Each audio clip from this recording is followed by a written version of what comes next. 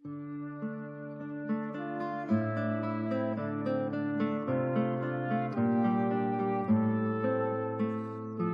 ibu-ibu, bapak-bapak yang dikasih Tuhan Yesus, kita akan mulai acara kita pada saat ini. Kita sudah melalui beberapa menit dari kesepakatan kita bersama.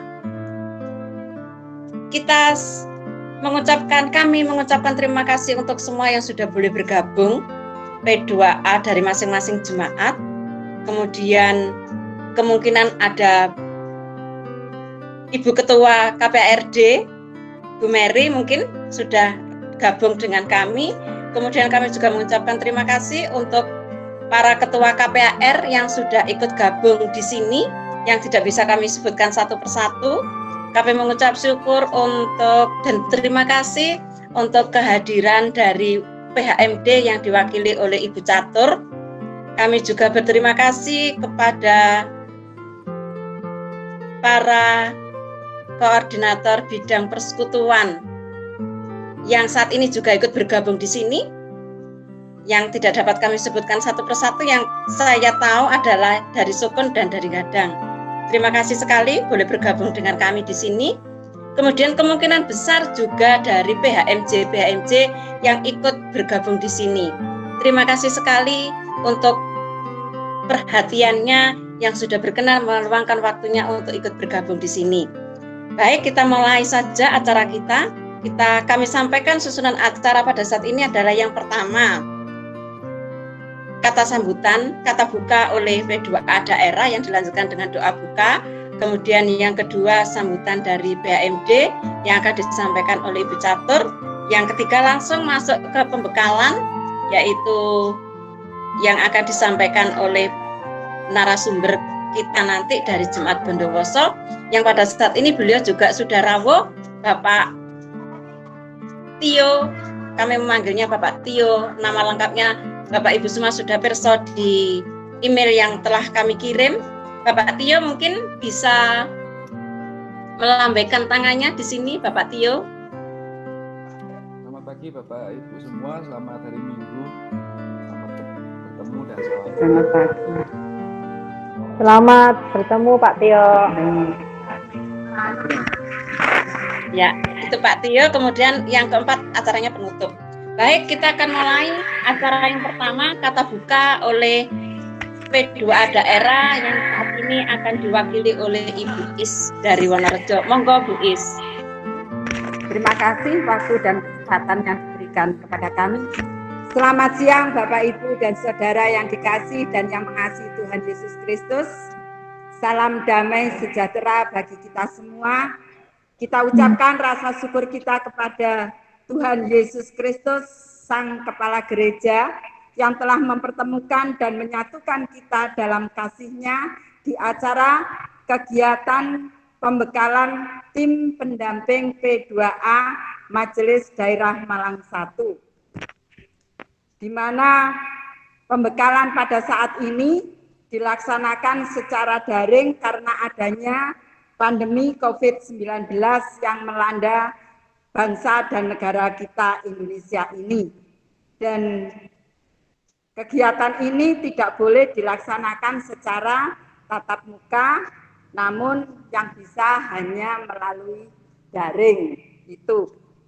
Bapak Ibu yang berbahagia, sebelum kita memulai kegiatan pada siang hari ini, marilah kegiatan ini kita dasari dengan firman Tuhan yang pada siang hari ini terambil dari 1 Korintus 15 ayat 58 yang demikian. Karena itu, saudara-saudaraku yang kekasih, berdirilah teguh, jangan goyah, dan giatlah selalu dalam pekerjaan Tuhan. Sebab kamu tahu bahwa dalam persekutuan dengan Tuhan, jerih payahmu tidak sia-sia. Itu Bapak Ibu dan Saudara yang dikasih Tuhan, firman Tuhan sebagai dasar kegiatan pembinaan pendampingan P2A pada siang hari ini. Bahwa pekerjaan yang kita lakukan tidak akan sia-sia di mata Tuhan. Tuhan akan senantiasa memberkati dan memperhitungkan apa yang kita lakukan demi kemuliaan nama Tuhan. Supaya kegiatan daring ini dapat berjalan dengan lancar, marilah kita buka dengan doa. Mari kita berdoa. Segala puji bagimu ya Allah, Allah yang kami sembah di dalam Tuhan kami Yesus Kristus. Pada siang hari ini kami, para tim pendamping P2A se-MD Malang 1 datang menghadap kehadirat-Mu mengucap syukur dan terima kasih atas segala karunia dan berkat yang Tuhan limpahkan di dalam kehidupan kami. Dari pagi hingga siang hari ini, Kau senantiasa menyertai kami, memberkati kami dengan kesehatan, kekuatan yang baru. Ya Tuhan, semuanya ini karena belas kasih-Mu yang Engkau berikan kepada kami. Di saat ini kami datang untuk memohon kehadiran Roh-Mu yang kudus di dalam kegiatan pendampingan P2A yang kami selenggarakan pada siang hari ini. Kiranya dapat berjalan dengan lancar sesuai apa yang menjadi harapan kami sebagai tim pendamping, baik itu dari jemaat maupun MD Malang 1. Tuhan, Engkau pun kiranya memberkati narasumber yang akan menyampaikan materi pembekalan pada siang hari ini. Mampukan kami sebagai pelaksana maupun yang mengikuti daring pada siang hari ini dapat menerima materi ini dengan baik dan dapat kami wujud nyatakan di dalam jemaat kami masing-masing. Bapa di surga, penyertaan-Mu senantiasa kami perlukan di setiap langkah kehidupan kami. Kegiatan pada siang hari ini dari awal pertengahan hingga selesainya hanya kami serahkan di dalam kuasa Tuhan kami Yesus Kristus. Haleluya. Amin. Demikian Mbak Ani. Terima kasih Bu Is.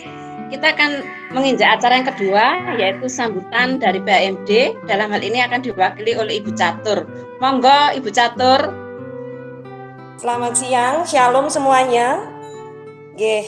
Puji Tuhan, hari ini kita bisa dipertemukan walaupun terpisah secara ragawi, tapi kita masih bisa dipertemukan dalam keadaan sehat dan penuh dengan sukacita. Mengucap syukur kepada Tuhan Yesus, Sang Juru Selamat kita, yang mana memberikan waktu dan kesempatan untuk kita bersama untuk bisa mengikuti kegiatan pembekalan dari P2A MD Malang 1 dengan materi yang cukup menarik, begitu, yang diangkat materinya anak dengan dunianya. Bagaimana nanti anak dengan dunianya ini, tentunya pemateri akan memahami dunia anak itu bagaimana.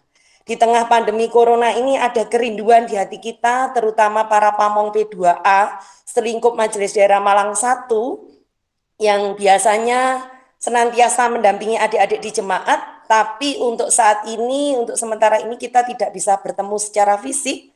Tentunya ada satu kata di hati kita, tabah akan rindu. Itu mungkin yang ada di hati kita, melalui pembicara kita yang dengan senang hati, dengan sukacita berkenan untuk hadir bersama kita, Pak Tio. Ngapunten, saya sendiri belum tahu Mbak Ani, Pak Tio itu yang bagaimana, nanti saya akan mengenal lebih jauh dengan beliaunya, datang dari jauh dari Jemaat Bondowoso, menika wujud tondo tresno Pak Tio untuk kita para pelayan P2A di lingkup Majelis Daerah Malang 1. Mewakili rekan-rekan pelayan harian Majelis Daerah Malang 1, saya sampaikan selamat mengikuti kegiatan pembinaan ini dengan materi yang luar biasa, anak dengan dunianya. Kita sama-sama belajar bagaimana kita menggumuli tentang anak dengan dunianya ini, sehingga kedepannya kita bisa menjadi teman untuk anak-anak, bisa menjadi sahabat untuk anak-anak, dan tentunya mendampingi anak-anak di dalam pertumbuhan imannya. Akhir kata saya sampaikan selamat mengikuti pembinaan, kiranya Tuhan Yesus memberkati. Matur nuwun. Matur nuwun Bu Catur yang sudah menyampaikan kata sambutannya. Baik, Bapak Ibu yang dikasih Tuhan Yesus, tiba saatnya kita bersama-sama mendengarkan pemaparan materi dari Bapak Artiantio Wiryo Utomo yang biasa dipanggil Pak Tio, tetapi juga biasa dipanggil panggilan Pak Uut. Itu nanti yang akan menyampaikan materi dan kami undang dengan penuh kasih dan hormat Bapak Tio untuk menyampaikan materinya. Monggo. Baik, terima kasih Bu Ani, Bapak Ibu yang saya hormati. Selamat hari Minggu, selamat berjumpa. Puji Tuhan perjalanan saya dari Bondowoso ke Malang lancar, tidak ada hambatan. Maaf, apakah suara saya bisa didengar? Bisa. Jelas, Pak. Bisa Ya, nggih? Pak. Jelas Jelas. nggih? Nggih, soalnya kalau tidak ada yang jawab mungkin suara saya tidak kedengaran. Ternyata bisa. Jelas, Puji jelas. Tuhan. Oke. Baik. Terima kasih Bapak Jelas, Ibu Pak. sekalian. Oke, terima kasih. Bapak Ibu yang terkasih dalam Tuhan, bersukacita bahwa saya bisa bersama-sama dengan Bapak Ibu sekalian pada siang hari ini. Mungkin kebetulan juga waktunya pas. Sebetulnya agenda saya hari ini di kemajelisan di Bondowoso ada sidang majelis sebetulnya.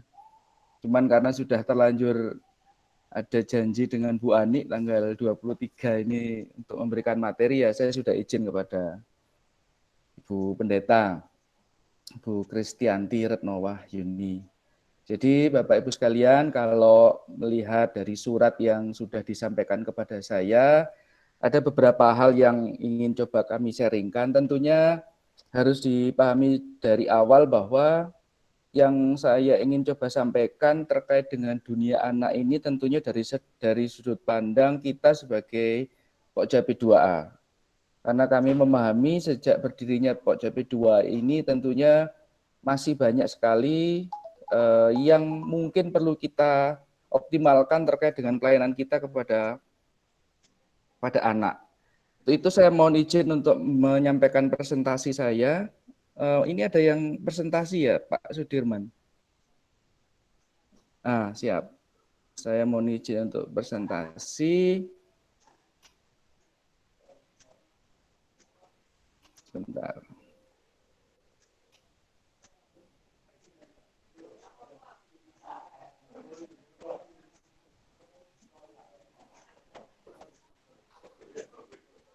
Bapak Ibu, apakah presentasi saya sudah bisa dipunpirsani? Halo Bapak Ibu, apakah materi saya bisa dilihat? Sampun Pak. Siap, jelas. Jelas. Sampun nggih? Nggih, siap. Nggih. Baik, Bapak Ibu, saya mencoba bergerak dari tema yang disampaikan kepada saya terkait dengan seminar P2A GKJW di MD Malang 1 dengan tema anak dengan dunianya. Namun memang saya akan fokus untuk kita supaya bisa melakukan atau memiliki pemahaman terhadap anak dengan dunianya itu dari sudut pandang hak anak melalui peran para pendamping di dalam Pokja P2A di Gereja Ramah Anak. Kenapa ini menjadi bagian penting yang ingin selalu saya sampaikan kepada Bapak Ibu sekalian di P2A di beberapa jemaat? Sebetulnya kita mencoba memahami bahwa P2A itu sebetulnya adalah salah satu upaya GKJW untuk mencoba merespon masalah-masalah yang ada di jemaat terkait dengan kebutuhan pada anak, khususnya bagaimana mengayomi, bagaimana melindungi, dan bagaimana mendampingi anak.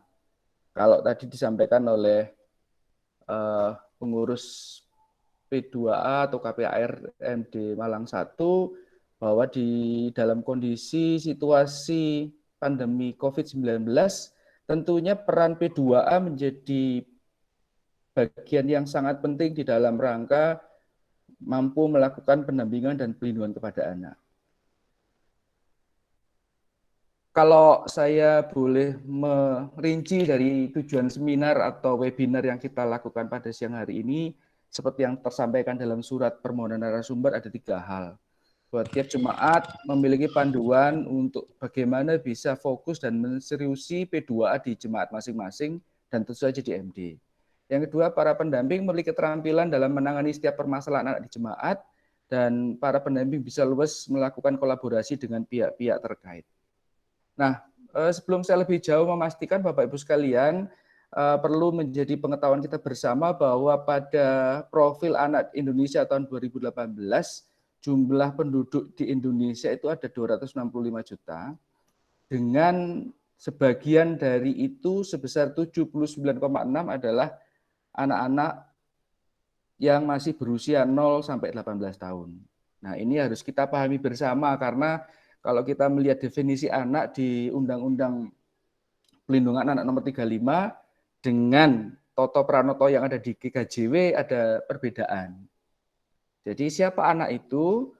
Kalau kita bicara pasal 1 Undang-Undang Nomor 35 tahun 2014 tentang perubahan atas Undang-Undang Nomor 23 tentang Perlindungan Anak, maka yang namanya anak itu adalah seorang yang belum berusia 18 tahun, termasuk yang ada di dalam kandungan, itu sudah menjadi ranah perlindungan anak.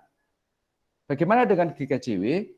Kalau saya melihat di buku GKJW Toto Pranoto Gereja Kristen Jawi Wetan yang terbitan 1996, yang ini belum masuk ke revisi, di situ disebutkan adalah anak dan remaja adalah anak warga GKJW dalam batas usia sekitar 3 sampai 15 tahun dan belum CD. Jadi ada perbedaan definisi terkait dengan anak ditinjau dari usia kalendernya, usia kronologis. Kalau di dalam psikologi itu istilahnya adalah chronological age-nya berbeda batasannya. Kalau yang di pemerintah negara itu sebelum 18 tahun termasuk dalam anak ya, termasuk yang dalam kandungan, sedangkan untuk GKJW adalah anak warga GKJW dalam batas usia 3 sampai 15 tahun dan belum CD. Nah, kita harus memahami dulu Bapak Ibu sekalian, apa itu perlindungan anak. Upaya perlindungan anak adalah upaya untuk memastikan bahwa anak memperoleh hak-haknya serta mencegah anak untuk mengalami kekerasan dan eksploitasi. Jadi kalau di gereja GKJW seperti yang kita lihat kalau Bapak Ibu membaca buku panduan P2A GKJW, poin definisi terkait dengan perlindungan anak ini cukup bisa memberikan guidance buat kita untuk mengetahui apa yang harus kita lakukan. Bahwa upaya perlindungan anak adalah satu yang paling utama adalah untuk memperoleh hak-haknya, serta mencegah anak untuk masuk dalam kondisi kekerasan dan eksploitasi. Kemudian, kalau kita bicara prinsip dari perlindungan anak, kalau ini kita mengacu pada Undang-Undang Nomor 23, bahwa ada 4 prinsip dasar dalam perlindungan anak. Yang pertama adalah kepentingan terbaik bagi anak, yang 2 bebas dari diskriminasi, yang ketiga partisipasi, dan yang keempat adalah adanya hak utama untuk hidup, tumbuh, dan berkembang. Kenapa ini menjadi bagian yang menjadi prinsip? Karena banyak sekali urusan-urusan perlindungan anak itu yang sebetulnya bisa dikatakan belum sepenuhnya memenuhi 4 kebutuhan atau memenuhi 4 prinsip dasar perlindungan anak. Contoh kasus yang pernah saya tangani di suatu SD, kebetulan SD Kristen juga, di situ ada pengaduan terjadinya perundungan atau bullying dari salah seorang orang tua siswa kepada kami. Nah, setelah kami lacak ternyata masalahnya bukan terkait dengan bullying, tetapi terkait dengan adanya percakapan yang terjadi di grup WhatsApp orang tua siswa yang kemudian itu berbias kepada sikap anak kepada anak dari anaknya orang tua yang berkonflik itu tadi, sehingga sebetulnya bukan masalah pada anak, cuman karena orang tuanya yang membawa dengan pintu masuk dari bullying itu, maka akhirnya menjadi kasus yang perlu kita lakukan advokasi dan mediasi. Dan banyak kasus-kasus yang lain juga. Nah, hak dasar dalam konvensi hak anak, kita sudah meratifikasi konvensi hak anak melalui keputusan Presiden nomor 36 tahun 1990, ada 4 hak dasar yang ini harus Bapak Ibu di relawan atau di aktivis P2A Jemaat harus hafal dan harus paham. Yang pertama adalah hak hidup, bahwa semua anak itu memiliki hak hidup, termasuk bayi, termasuk janin yang ada di dalam kandungan ibu yang sedang hamil itu juga memiliki hak hidup. Kemudian yang kedua, hak tumbuh kembang, bahwa anak yang sudah terlahirkan memiliki hak untuk bertumbuh sesuai dengan usianya, berkembang secara kualitas jiwa dan mentalnya sesuai dengan masa perkembangannya, mulai dari masa bayi, anak-anak, remaja, bahkan sampai selepas ketika dia menjadi dewasa. Yang ketiga adalah hak partisipasi. Bagaimana kita memahami bahwa di dalam kehidupan kita, bagaimana anak bisa diajak berpartisipasi dalam rangka pengambilan keputusan. Saya coba memahaminya ketika di pemerintahan, ketika ada musrenbang, baik itu di tingkat desa, kecamatan, ataupun di tingkat kabupaten, ada kewajiban dari pemerintah daerah itu untuk mendengarkan suara anak yang disampaikan melalui forum anak.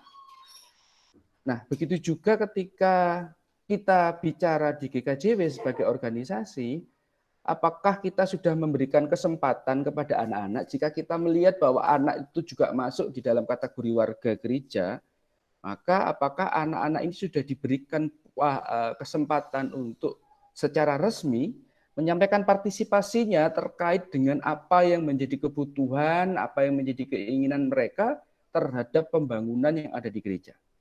Dan yang keempat, hak perlindungan. Semua warga jemaat, semua warga negara punya kewajiban untuk memberikan perlindungan kepada anak, khususnya anak-anak yang berada di dalam resiko.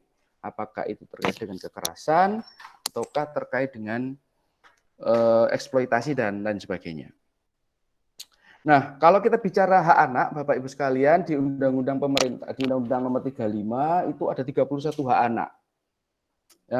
Sebagai penggiat P2A, tentunya ini harus menjadi salah satu informasi yang harus dipahami, bahwa anak itu memiliki hak untuk bermain, untuk berkreasi, untuk berpartisipasi, berhubungan dengan orang tua bila terpisahkan, bebas melakukan kegiatan agamanya, bebas berkumpul, berserikat, hidup bersama dengan orang tua, dan untuk mendapatkan hak kelangsungan hidup. Itu di lain itu bahwa setiap anak memiliki hak untuk mendapatkan nama, mendapatkan identitas kewarganegaraan. Sama seperti di tempat kita, di GKJW, kalau ada warga baru, ada warga yang masuk, harus terdaftar, identitasnya harus tercatat, termasuk juga sampai dengan perkawinan. Nah, Bapak Ibu sekalian yang saya hormati dan yang berbahagia pada siang hari ini terusan terkait dengan perlindungan atau hak anak. Bapak Ibu nanti bisa lihat kembali. Sekarang kita mencoba masuk ke gereja, ke GKJW. Kira-kira Bapak Ibu sekalian pernah mengetahui enggak hak anak di gereja kita apakah diatur apa tidak? Jika kita melihat Toto Prato GKJW tahun 1996, saya sudah beberapa kali mencoba membukanya dan mencari clue ataupun poin-poin yang terkait dengan hak anak. Saya menemukan paling tidak ada 9 atau 10 hak yang sudah muncul dalam Toto Pranoto GKJW. Yang saya pakai adalah Toto Pranoto GKJW yang masih buku hitam ya, karena setahu saya ada Toto Pranoto yang revisi, tetapi informasinya masih belum diresmikan. Tapi kita menunggu. Tapi prinsipnya ada beberapa hak. Yang pertama hak pertumbuhan secara rohani, kemudian kedua hak bersekutu, hak tumbuh kembang, hak berkreasi sesuai potensi, hak untuk berbahagia, hak untuk berpartisipasi dalam kegiatan gereja. Ini yang saya maksud terkait dengan bagaimana mereka bisa urun rembuk dalam rembuk warga untuk menyatakan pendapat dan usulan. Kemudian hak berpendapat, hak berkumpul dan berorganisasi, hak rasa aman, dan hak kasih sayang. Cuman memang indikator dan rincian dari ini belum pernah detailkan secara lebih lengkap. Nah, itu mungkin nanti menjadi bagian tugas kita bersama-sama Bapak Ibu sekalian untuk bisa membuat panduan atau pedoman yang lebih detail. Di panduan P2AGKJW sudah muncul itu, tetapi mungkin perlu ada pengembangan supaya agar lebih sesuai dengan kondisi saat ini. Nah, kapan kita melindungi anak-anak Bapak Ibu sekalian?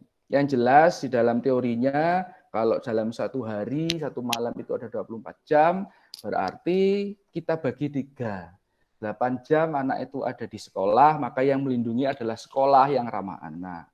Kemudian 8 jam dia di rumah, maka yang melindungi adalah keluarga. 8 jam lainnya di mana? 8 jam lainnya digunakan waktunya di luar rumah atau di luar sekolah. Di mana itu misalnya? Tentunya salah satunya adalah di gereja. Nah, kalau tadi kita terkait dengan COVID, kira-kira saat ini kapan kita melindungi anak-anak? Yang jelas 24 jam anak-anak sekarang ada di rumah semua. Yang 8 jam di sekolah sekarang harus di rumah. Kalau di rumah tentunya tetap seperti yang sebelumnya. Dan karena COVID juga orang-orang dilarang keluar rumah, maka otomatis 24 jam ada di rumah. Nah, ini tentunya perlu menjadi bagian yang cukup penting untuk kita berikan perlakuan agar anak-anak tetap merasa terlindungi dan anak-anak tetap merasa nyaman dalam situasi yang memang sebetulnya tidak nyaman. Nah, Bapak Ibu yang terkasih dalam Tuhan, di mana kita melakukan pelindungan dimanapun, di rumah pun, di sekolah, di lingkungan ketika anak itu berada, semua harus dilakukan. Dan ini semua menjadi kewajiban setiap warga negara, baik itu warga negara yang bukan GKJW atau mungkin warga negara yang di GKJW. Contohnya ketika di gereja, kita peduli nggak ketika ada anak-anak kita setelah habis pulang dari sekolah minggu, ketika warga dewasanya belum selesai melakukan ibadah, anak-anak pasti bermain. Nah, apakah area bermain anak-anak itu sudah aman, sudah ramah, ataukah mungkin juga ketika anak-anak itu menunggu orang tuanya pasti dikasih uang saku? Apakah ketika dia diberi uang saku, dia beli-beli makanan yang berjualan di sekitar area di mana dia bermain enggak? Apakah kita bisa memastikan bahwa makanan yang dijual itu aman bagi anak-anak? Jadi pelindungan anak-anak bisa berlangsung di mana saja dan meliputi aspek apa saja selama itu terkait dengan anak. Nah, di puskesmas ramah anak juga dilakukan pelayanan ramah anak. Di sekolah ramah anak juga demikian. Saya tidak tahu apakah di antara Bapak Ibu sekalian ada yang berprofesi sebagai guru, berprofesi sebagai kepala sekolah, baik dari tingkat SD, ETK, SD, SMP, SMA. Karena setahu saya di Kabupaten Malang dan di Kota Malang sudah cukup baik program perlindungan anaknya, baik itu di sekolah ataupun di puskesmas. Nah, yang lainnya juga yang perlu kita lihat, dan Bapak Ibu ketahui bahwa sudah ada petunjuk teknis terkait dengan pesantren ramah anak. Jadi bagaimana anak-anak yang sekolah di pesantren itu bisa mendapatkan perlindungan sesuai dengan karakteristiknya di pesantren. Dan ini sudah diterbitkan mulai tahun 2017. Di masjid sudah ada muncul buku pedoman masjid ramah anak, bagaimana menyiapkan masjid supaya ramah kepada anak. Pertanyaan saya adalah, selanjutnya mengapa sih perlu gereja ramah anak? Paling tidak ada 5 hal Bapak Ibu sekalian. Kita sebagai penggiat P2A perlu memahami ketika ada pertanyaan dari warga. Kenapa sih perlu gereja ramah anak? Poin penting adalah kita harus tahu bahwa tahun 2030 Indonesia memiliki bonus. Bonus itu apa? Bonus demografi, di mana jumlah usia produktif Indonesia itu sangat besar. Pertanyaannya adalah, bonus demografi itu apakah bisa menjadi berkat ataukah bisa menjadi beban? Karena mereka-mereka yang akan masuk pada usia 15 sampai 60 tahun pada tahun 2030 ya anak-anak kita yang sedang kita lindungi saat ini. Dan yang kedua, adanya tantangan generasi digital, bagaimana perkembangan media, teknologi, ideologi, dan moralitas baru, serta tentunya juga terkait dengan situasi di dalam masa pandemi saat ini. Bapak Presiden menyatakan bahwa tahun 2019 dan 2020 adalah masa darurat perlindungan anak, di mana banyak sekali terjadi kekerasan seksual. Banyak sekali kasus-kasus narkoba yang dilakukan oleh anak. Banyak sekali kasus-kasus pornografi yang melibatkan anak-anak, termasuk kekerasan seksual pada anak. Dan pada masa pandemi COVID-19 ini, situasi ini bukan menjadi malah hilang, malah semakin meningkat. Termasuk juga Bapak Ibu mungkin harus mulai peka terkait di jemaat-jemaat adanya kasus-kasus perkawinan anak. Ini menjadi tren yang cukup meningkat beberapa bulan ini, khususnya saat pandemi. Kemudian adanya tujuan Idola 2030. Idola itu Indonesia Layak Anak. Ada program dari pemerintah melalui Kementerian Pemberdayaan Perempuan dan Perlindungan Anak bahwa tahun 2030 Indonesia itu dalam menyambut bonus demografi harus ramah anak atau layak anak. Salah satunya peran dari gereja, sekolah, lembaga yang ada di Indonesia. Dan yang 5, Bapak Ibu sekalian, terus terang dan jelas kita yakin bahwa kita tidak akan bertahan terus hidup di dunia ini, akan digantikan oleh anak-anak kita. Maka dalam merespon ini tentunya kalau kita ingin anak-anak kita ramah di kedepan hari, maka kita juga harus ramah kepada anak-anak. Nah, siapa yang melindungi? Yang jelas kalau kita bicara negara, semua unsur negara akan memiliki kewajiban untuk melindungi pemerintah, masyarakat, keluarga, dan orang tua. Ini tentunya menjadi poin penting bagi kita. Nah, pertanyaan saya adalah, nanti silakan Bapak. Mungkin Bapak Ibu sebagian sudah mengirimkan respon terhadap kuesioner yang sudah saya siapkan dengan pertanyaan, apakah GKJW sudah ramah anak? Kira-kira bagaimana jawaban Bapak Ibu sekalian?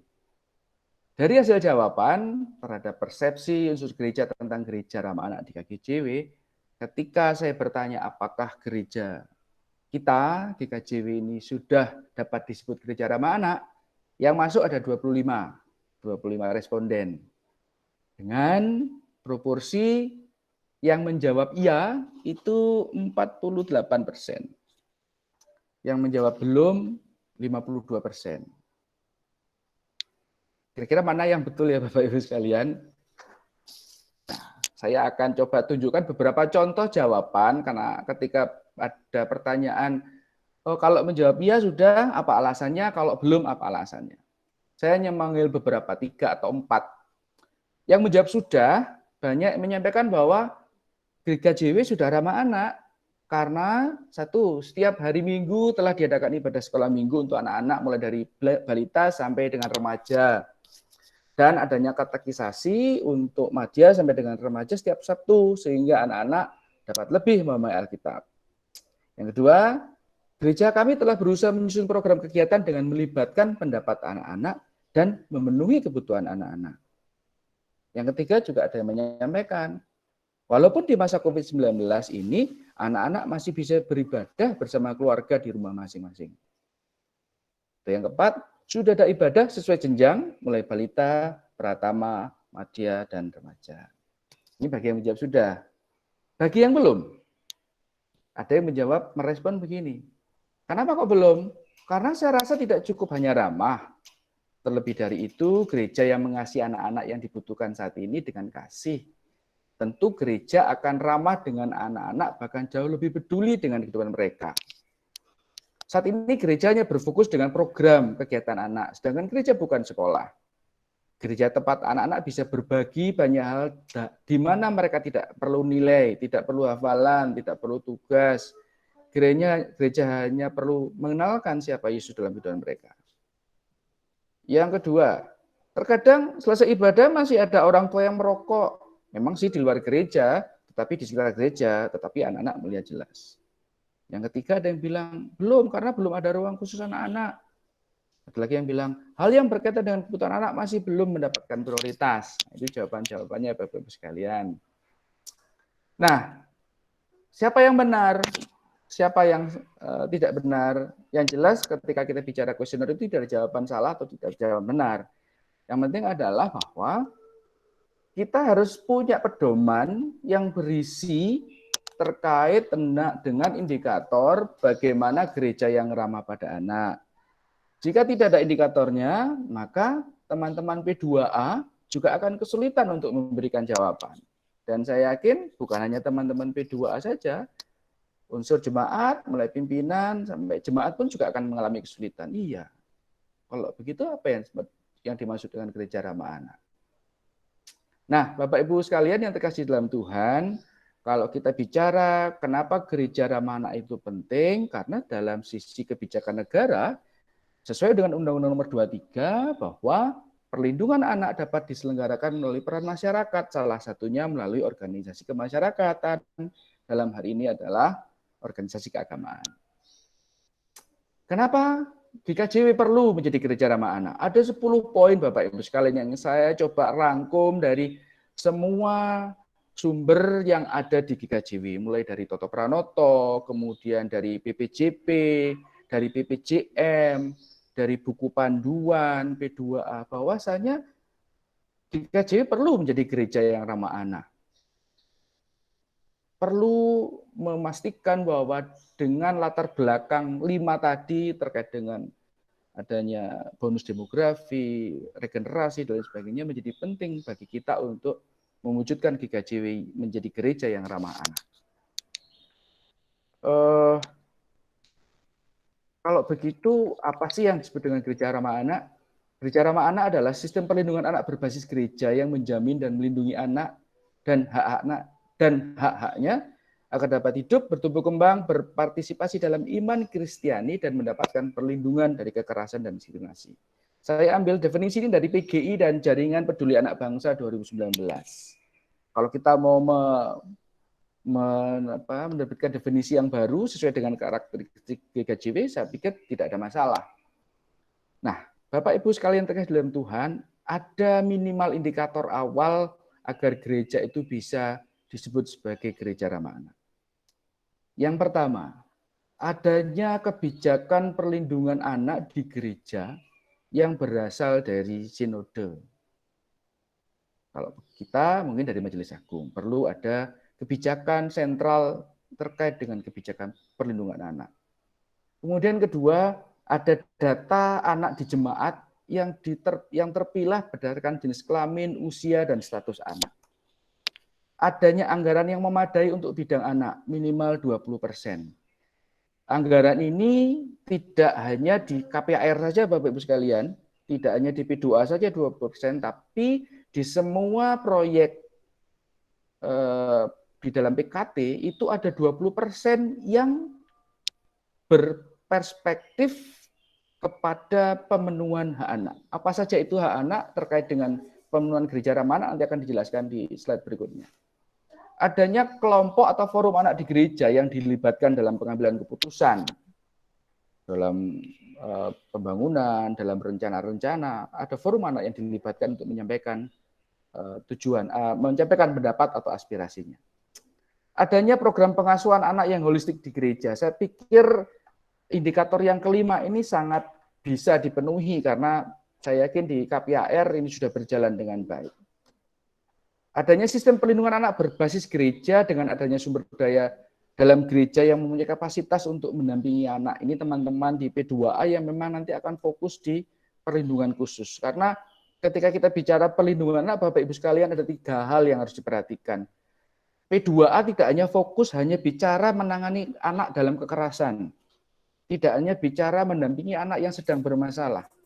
P2A tidak hanya fokus pada anak dalam tanda kutip yang terkait dengan korban dan lain sebagainya. Yang ketujuh, ada tersedianya PAUD di gereja yang diintegrasikan di sekolah minggu di gereja. Nomor 7 ini saya kira juga sudah berjalan dengan baik di tempat kita. Nah, ketika kita bicara perlindungan anak di GKJ, Bapak Ibu sekalian, di beberapa jemaat, saya masih melihat, mendengar, bahwa ketika kita bicara anak, maka yang bergerak, yang ngurusi hanya KPAR. Kalau bicara anak, yang ngurusi Pamong. Kalau bicara anak dan remaja, yang ngurusi hanya P2A saja. Padahal di dalam sistem gereja ramah anak yang definisinya sudah saya sampaikan di depan tadi, bahwa ketika bicara perlindungan atau pelayanan kepada anak remaja, yang dalam ini saya didefinisikan sebagai perlindungan, adalah kewajiban yang diamanatkan oleh Tuhan Allah kepada setiap orang percaya dan gereja. Ini saya ambil dari Toto Pranoto Gerga JW di pasal 2 Pranata tentang pelayanan anak dan remaja, pasal 2 halaman 233. Bahwa pelayanan ini diamalkan oleh Tuhan Allah kepada setiap orang percaya dan gereja. Nah, kalau kita bicara orang percaya dan gereja, Bapak Ibu sekalian, saya mencoba mendefinisikan menjadi 2. Gereja sebagai organisasi, di mananya ada pendeta, ada PHMJ, ada majelis jemaat, ada komisi, dan ada warga jemaat. Di sisi lain, gereja sebagai organisme meliputi ada warga dewasa, ada wanita, ada laki-laki, ada pemuda, dan anak-anak. Ini yang terlibat penuh di dalam perlindungan anak di KJW. Berarti bukan hanya Bapak Ibu Pamong, Bapak Ibu yang di P2A, atau di KPAR, baik di KPARD atau di DPAR, tapi semua harus terlibat dalam proses perlindungan anak sesuai dengan tugas dan tupoksinya masing-masing. Nah, bagaimana peran P2A dalam perlindungan anak? Di dalam buku panduan GKJW, buku panduan P2A GKJW tahun 2017 sudah disebutkan ada 2 hal. Yang pertama adalah mendorong agar GKJW menjamin terpenuhinya hak anak di jemaat dan di gereja. GKJW mampu merumuskan program kegiatan yang memiliki perspektif anak dan responsif terhadap anak. Ada 2 hal tambahan yang ingin saya masukkan di sini, bahwa P2A itu juga mampu melakukan advokasi terhadap pemenuhan hak anak. PUHA ini adalah pemenuhan hak anak, dan PA itu perlindungan anak bersama jemaat. Ini saya tuliskan kembali bab jemaat. Bagaimana P2A itu punya kemampuan untuk mengakses dan memberikan masukan kepada komisi-komisi yang ada untuk mereka bisa turut serta dalam melakukan perlindungan anak. Tentunya sesuai dengan wilayah. Misalnya kalau saya bicara dengan KPPL, bagaimana gereja KPPL itu bisa mengembangkan fasilitas yang ramah anak, bagaimana kamar mandi yang ramah anak, bagaimana akses ke dalam gedung gereja itu ramah anak, termasuk juga ramah kepada teman-teman yang berkebutuhan khusus. P2A juga bisa mendorong PHMA, MD, dan MJ sesuai dengan levelnya masing-masing untuk memastikan bahwa ada proyek yang responsif terhadap pemenuhan hak dalam PKT sesuai dengan wilayah kerja dan setiap komisi. P2A itu harus masuk ke situ juga, tidak hanya bicara bagaimana menangani korban kekerasan. Sehingga saya akan mengajak Bapak Ibu sekalian untuk melihat bahwa di dalam gereja ramah anak itu ada 3 lingkaran besar terkait dengan perlindungan anak. Ada upaya promotif yang warna hijau ini, ada intervensi dini, dan ada pelayanan krisis center bagi korban. Kalau Bapak Ibu melihat upaya promotif ini, di sini yang terlibat semua, mulai dari pendeta, PMJ, majelis, komisi, BPNJ, semua warga jemaat. Di intervensi dini yang terlibat tidak semua, karena di sini mulai ada pengkhususan, ada pendeta, ada KPPW kalau terkait dengan perempuan, ada KPPM, dan anak yang berisiko mengalami kekerasan. Dan yang ketiga, ini adalah lingkaran yang paling kecil dan warna merah ini. Ketika kita bicara perlindungan anak korban kekerasan, maka yang terlibat tidak boleh banyak, karena ini sifatnya sudah khusus. Ada pendeta, ada P2A, dan anak yang mengalami kekerasan. Nah, ketika Bapak Ibu melihat 3 lingkaran tadi itu, saya coba berikan gambaran Bapak Ibu sekalian. Kenapa yang hijau ini lebih besar? Kenapa yang kuning lebih kecil? Yang merah kok semakin kecil? Ini ada penjelasannya Bapak Ibu sekalian. Perlindungan anak di gereja itu tidak boleh difokuskan pada perlindungan khusus atau yang merah ini. Ini kebetulan saya samakan agar ruangannya cukup. Tapi kalau kita bicara di sini, upaya perlindungan khusus itu tidak boleh lebih besar dari intervensi dini. Intervensi dini tidak boleh lebih besar daripada upaya promotif. Apa maksudnya? Bapak Ibu, kalau misalnya Bapak Ibu punya anggaran 5 juta, melakukan upaya promotif, kira-kira Bapak Ibu bisa mengundang berapa orang untuk hadir dalam acara promotif? Misalnya parenting, misalnya edukasi tentang gadget, edukasi tentang bagaimana meningkatkan kreativitas anak, bagaimana melakukan pembekalan kepada orang tua untuk menghadapi anak yang bermasalah, menghadapi belajar jarak jauh. Itu menjadi salah satu upaya promotif. Upaya promotif, kira-kira kalau uang 5 juta itu bisa digunakan untuk mengundang berapa orang Bapak Ibu sekalian? Ada 10 orang, 20 orang, 30 orang, mungkin 40 orang. Kalau misalnya kita dengan webinar begini, mungkin 5 juta itu bisa banyak orang. Nah, sifatnya kolektif, klasikal, dan biayanya kecil. Kalau biaya 5 juta digunakan untuk menghadirkan 100 orang, berarti kira-kira satu orang biayanya tidak banyak Bapak Ibu sekalian. Dan yang dibutuhkan kompetensinya dari teman-teman P2 hanya tahu dan mau saja. Kalau panjenengan tahu ilmunya tentang bagaimana parenting, tergantung sekarang panjenengan mau apa tidak melakukan promosi kepada warga jemaat. Dan suasananya dilakukan dengan suasana gembira dan bersenang-senang. Bapak Ibu sekalian, kalau ada pembekalan ketika zaman sebelum pandemi, ketika keluar, pasti kan bersenang-senang. Nah, itu terkait dengan upaya promotif. Nah, sekarang bagaimana dengan intervensi dini atau pengurangan risiko? Sasarannya, kalau yang promotif ini kan semua warga jemaat, tidak peduli bermasalah, tidak semua akan diikutkan. Sesuai dengan klasifikasi dan kualifikasinya. Nah, sedangkan kalau intervensi dini, tentunya mereka-mereka yang berisiko tinggi, misalnya kita melakukan pembekalan bagi orang tua yang anak-anaknya mungkin misalnya begini, kalau ada kasus pembekalan kepada orang tua yang punya karakteristik dia sering meninggalkan anak-anaknya karena dia harus bekerja di luar kota. Berarti anak-anaknya sendirian, ini berisiko. Atau mungkin terkait dengan mengumpulkan kalau di daerah-daerah tertentu, anak-anak yang berisiko menjadi pekerja anak. Maka orang tuanya dikumpulkan untuk diberikan edukasi. Ini termasuk pengurangan risiko. Biayanya relatif lebih rendah, tapi kompetensinya karena ini ada spesifikasi tertentu, maka harus tahu, para relawan, para pendamping ini harus tahu, harus mau, dan harus mampu. Mampu apa? Mampu menyampaikan secara detail, mampu menyampaikan secara lebih teknis. Situasinya memang lebih serius. Nah, sekarang kalau kita bicara penanganan kasus, Bapak Ibu sekalian, beberapa waktu yang lalu di teman-teman P2A MD dan MA juga pernah mengikuti pelatihan atau pembekalan terkait dengan pembentukan krisis center. Bapak Ibu sekalian, pengembangan krisis center adalah merupakan bagian dari upaya perlindungan khusus. Kenapa ini menjadi perlindungan khusus? Karena memang yang ditangani adalah anak-anak atau warga anak-anak yang sedang mengalami kasus kekerasan, kasus baik kekerasan fisik, psikologis ataupun kekerasan seksual.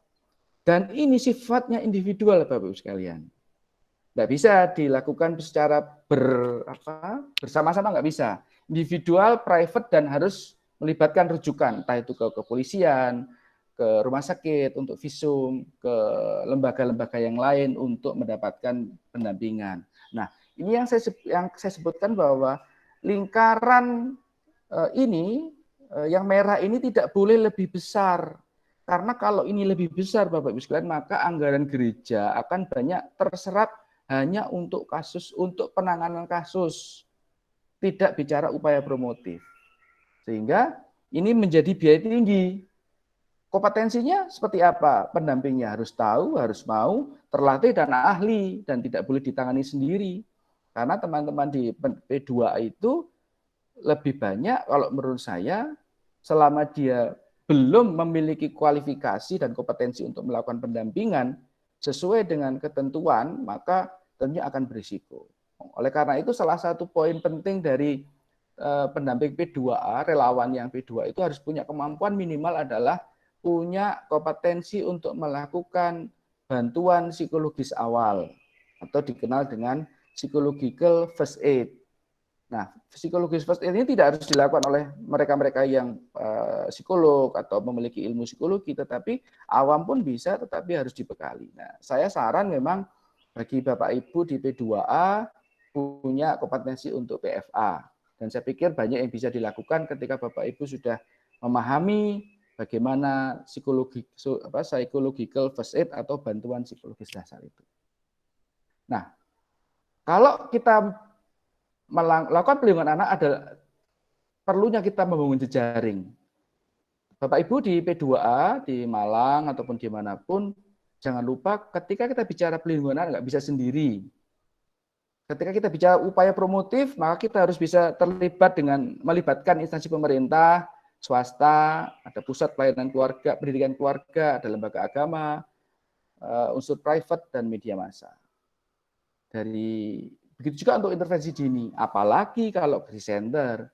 Bapak Ibu sekalian, di dalam penanganan kasus, apakah gereja Bapak Ibu sekalian sudah punya jejaring dengan P2T, P2A, PPT, KPAI atau KPAD yang ada di daerah, PPA Polres, rumah sakit, psikiater, psikolog, ataupun pekerja sosial. Ini penting bagi gereja untuk membangun jejaring. Apa yang harus dilakukan? Saran saya dari masing-masing gereja, jemaat, buatlah surat kepada Dinas Pemberdayaan Perempuan atau Perlindungan Anak di mana panjenengan berada, sampaikan bahwa gereja panjenengan ingin terlibat dalam perlindungan anak. Oleh karena itu, mohon dapat dilakukan asistensi ataupun pembekalan terkait dengan perlindungan anak. Saya yakin pasti disambut, karena kebetulan kami di tempat kami juga melakukan itu, dan puji Tuhan bisa direspon, dan kita sudah melakukan MOU dengan Bupati dan juga dengan Dinas Perlindungan Anak setempat. Nah, Bapak Ibu sekalian, kenapa menjadi penting kita untuk, khususnya teman-teman P2A, untuk mengetahui topik dan bahasan tentang anak yang perlu mendapatkan perhatian yang muncul di Toto Pranoto GKJW. Saya coba melihat minimal ada 7 hal, karena mungkin masih banyak hal yang lain. Karena ada 7 hal yang menurut saya juga penting bagi Bapak Ibu untuk memahami terkait dengan hak anak, dikaitkan dengan Toto Pranoto. Yang pertama adalah Toto Pranoto tentang status keluargaan. Kalau kita melihat hak anak, kalau kita bicara hak anak di Undang-Undang Perlindungan Anak, bahwa anak-anak itu harus punya status, harus punya nama, status kewarganegaraan yang dibuktikan dengan kartu identitas anak. Nah, berarti anak-anak kita di GKJW juga harus dipastikan memiliki status kewargaan. Bukan hanya status kewargaan gereja yang jelas, tapi juga status kewargaan sebagai warga negara. Apakah jemaat-jemaat sudah memastikan anak-anak di jemaat itu sudah punya kartu identitas anak? Apakah sudah semua anak di gereja sudah memiliki akte kelahiran? Apakah semua anak sudah termasuk dalam kartu keluarga dan lain sebagainya? Itu menjadi poin penting Bapak Ibu sekalian untuk melakukan pendampingan. Yang kedua, ada Toto Pranoto yang berbicara tentang anak memiliki kesempatan untuk menyampaikan aspirasi dan berpendapat. Yang ketiga, terkait dengan Toto Pranoto perkawinan. Ketika saya mencoba melihat Toto Pranoto perkawinan, usia yang ada di dalam Toto Pranoto perkawinan GKJW itu masih menggunakan pedoman undang-undang perkawinan yang lama, yang belum direvisi. Kalau yang lama ada perbedaan antara usia perkawinan bagi perempuan dan laki-laki. Sedangkan revisi yang terbaru adalah anak perempuan dan laki-laki untuk menikah sama-sama usianya harus 19 tahun. Nah, ini tentunya perlu menjadi pemahaman kita bersama bahwa ada poin-poin yang penting untuk kita perhatikan di dalam Toto Pranoto terkait dengan anak. Yang penting juga adalah terkait Toto Pranoto tentang pewarisan, Bapak Ibu sekalian. Di situ jelas sekali kalau Bapak Ibu lihat di dalam Toto Pranoto Pewarisan, saya lupa halamannya, tapi yang jelas di situ terkait dengan status anak, status hak waris itu menjadi penting karena peran gereja untuk memastikan di awal ketika status kewargaan, status hak sipilnya seseorang anak terkait dengan kartu identitas, akte kelahiran itu sudah jelas, ini tentunya akan sangat membantu. Termasuk di dalamnya tentang pengangkatan anak itu juga ada di Toto Pranoto. Nah, ini menjadi poin-poin penting yang harus kita dalami Bapak Ibu sekalian dari teman-teman P2A agar cukup memiliki informasi ketika menangani kasus-kasus yang ada di lapangan. Saya mungkin tidak akan terlalu banyak bicara teknis bagaimana psikologi anak, bagaimana tahap perkembangan anak, bagaimana respon parenting, bagaimana parenting orang tua. Saya tidak masuk ke sana Bapak Ibu, karena tentunya sudah banyak sekali yang membahas itu. Tetapi saya yakin untuk membahas terkait dengan masuk ke wilayah kebijakan, ini masih kurang dan masih perlu mendapatkan perhatian dari kita teman-teman di P2A. Nah, Bapak Ibu yang terkasih dalam Tuhan, kalau kita bicara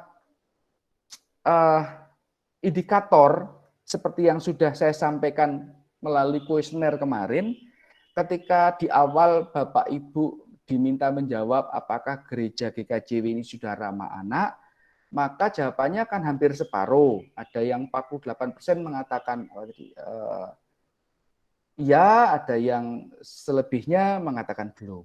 Nah, kita harus perlu memahami apa saja indikatornya. Kalau Bapak Ibu kemudian menjawab pada bagian selanjutnya dari kuesioner, maka ada temuan pertanyaan atau pernyataan yang harus Bapak Ibu jawab.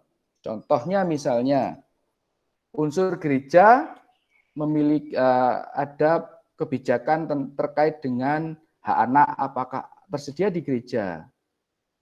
Maka itu penting untuk diketahui dan dipahami oleh Bapak Ibu sekalian. Nah, itu Bapak Ibu sekalian terkait dengan indikator. Ini misalnya indikator hak sipil. Apa dari 25 jemaat, 25 responden yang menjawab, baru 28% yang sudah memfasilitasi atau memastikan 100% anak di jemaat memiliki akte. Nomor 2, mungkin 1 menit lagi saya sudah selesai ini, sebentar. Gereja menyediakan informasi layak anak di gereja. Contoh kemarin ada pemesanan buku PAH Junior. PAH Junior itu adalah salah satu dari upaya gereja untuk menyediakan informasi layak anak. Nah, dari evaluasi yang kami lakukan kemarin dari 174 jemaat di seluruh GKJW itu tidak semua mengakses PAH Junior tentunya dengan segala pertimbangan dan segala kendalanya. Nah, ini tentunya menjadi bagian yang perlu menjadi perhatian kita bersama Bapak Ibu sekalian, termasuk indikator bagaimana gereja itu menyediakan program parenting, gereja menyediakan infrastruktur yang ramah anak, kemudian gereja merespon adanya pembatasan usia nikah yang benar sesuai dengan ketentuan.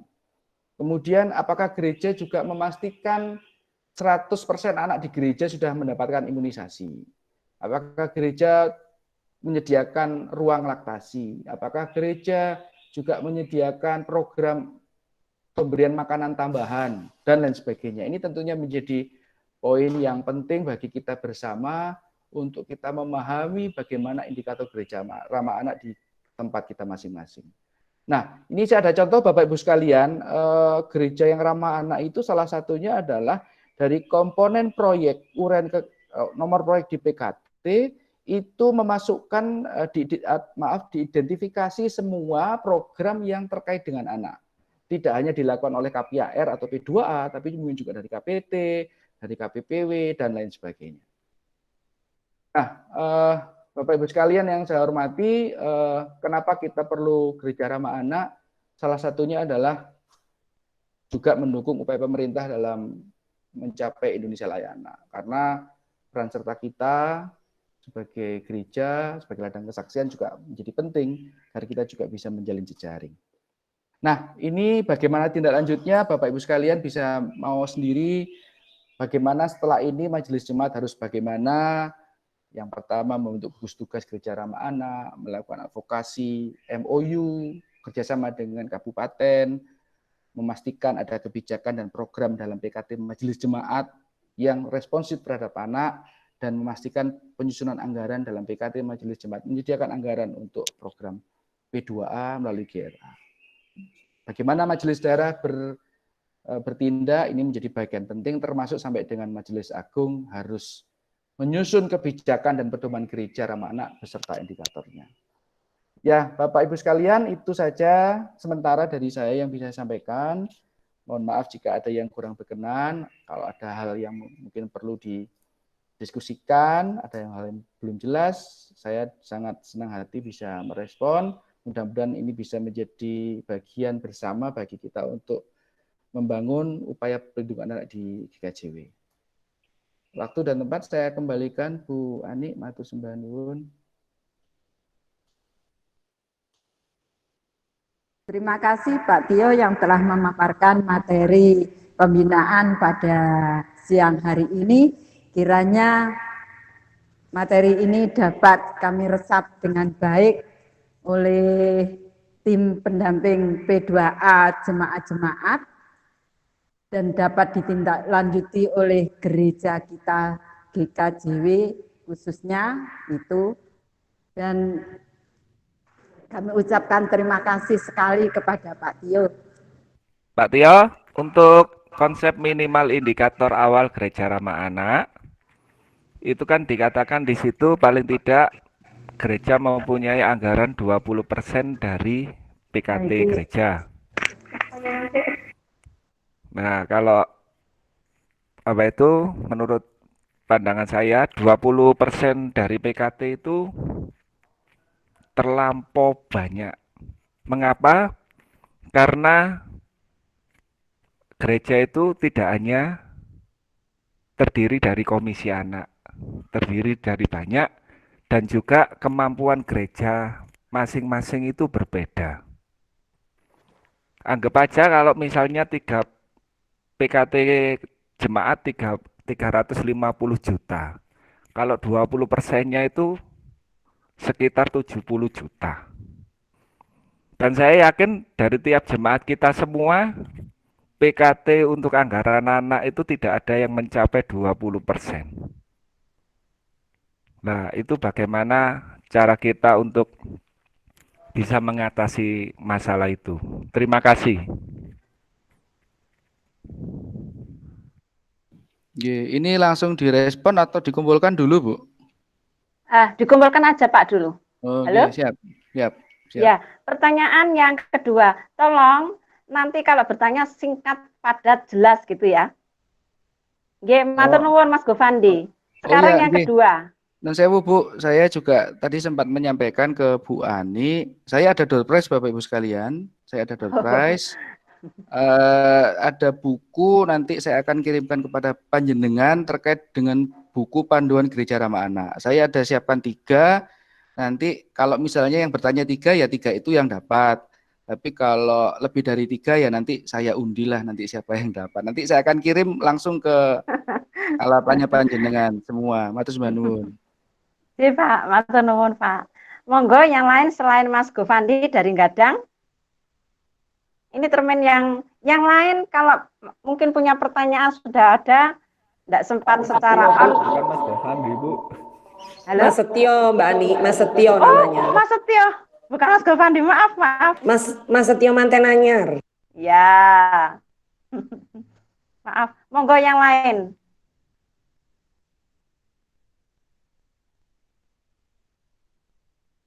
Adakah yang ditanyakan? Kalau tidak ada, saya Bu. Oh ada. Dari jemaat. Dari jemaat mana Bu? Dari Kepanjen Bu. Oh dari Kepanjen, monggo. Iya. Mbak Dika. Iya Bu. Saya mau tanya, ini kan kondisinya masa pandemi seperti ini. Ini lebih kaitan sama kondisi pandemi seperti ini sih. Selama sudah kurang lebih hampir setengah tahun kita nggak ketemu sama anak-anak dari apa namanya, dari pusat sendiri itu, apakah ada kayak wacana atau bentuk kegiatan bagaimana kita bisa tetap melakukan pendampingan itu ke anak-anak di masa pandemi? Otomatis kan karena kita nggak pernah ketemu, ibadah aja kita nggak pernah, paling hanya sesekali kita kunjungan ke anak-anak, itu pun nggak semua anak-anak. Jadi mungkin bisa minta tolong kalau dari Bapak Ibu atau dari gereja-gereja lain seperti apa menangani kondisi pandemi seperti ini supaya pendampingan kita bisa tetap berjalan. Karena kan dengan kita nggak pernah ketemu anak-anak, anak-anak itu sendiri juga merasa jauh lagi sama kita. Seperti itu. Sudah? Ya, sudah. Oke, matur nuwun. Satu lagi, monggo. Monggo, dari jemaat mana? Saya boleh tidak? Halo? Saya Mbak. Boleh. Oh, Pak Kris. Monggo Pak. Tekum. Saya Mbak Ani. Iya. Terima kasih Mbak Ani. Jadi begini, ada dua hal. Tadi Mas Setio Adi itu menekankan 20%. Apakah penghitungannya itu khusus di komisi atau pokjanya 20% itu penghitungannya, ataukah bisa dilakukan oleh komisi lain? Contohnya misalnya seperti Malang lah. Malang itu menyediakan beasiswa untuk anak juga ada. KPPL misalnya di ruang anak dipercantik. Itu apakah itu termasuk 20% itu? Tidak hanya di komisi anak. Yang kedua, di masa pandemi ini, anak kan dituntut dan dipaksa dekat dengan teknologi. Artinya kalau dulu sekolah yang normal mungkin akan dibatasi. Dan dibatasi pun juga ada maksud bahwa jangan sampai anak itu dengan teknologi akhirnya menjadi ketergantungan. Tetapi sekarang harus ketergantungan. Nah, menurut Pak Tio bagaimana? Karena mulai pagi sampai sore, itu anak sekarang dengan HP-nya masing-masing. Bahkan tidak saat sekolah pun, mereka juga akhirnya memaksa kepada orang tuanya untuk dekat dengan HP-nya. Nah, menurut Pak Tio, bagaimana hal ini? Ada dua hal tadi yang saya sampaikan. Matur nuwun Pak Tio, Mbak Ani. Nggih, matur nuwun. Satu termen sudah selesai ya pertanyaannya. Kita akan ke Pak Tio untuk boleh menyampaikan jawabannya. Ada 3 pertanyaan Bapak. Yang pertama dari Gadang, apakah 20% itu khusus untuk anak-anak saja atau bagaimana?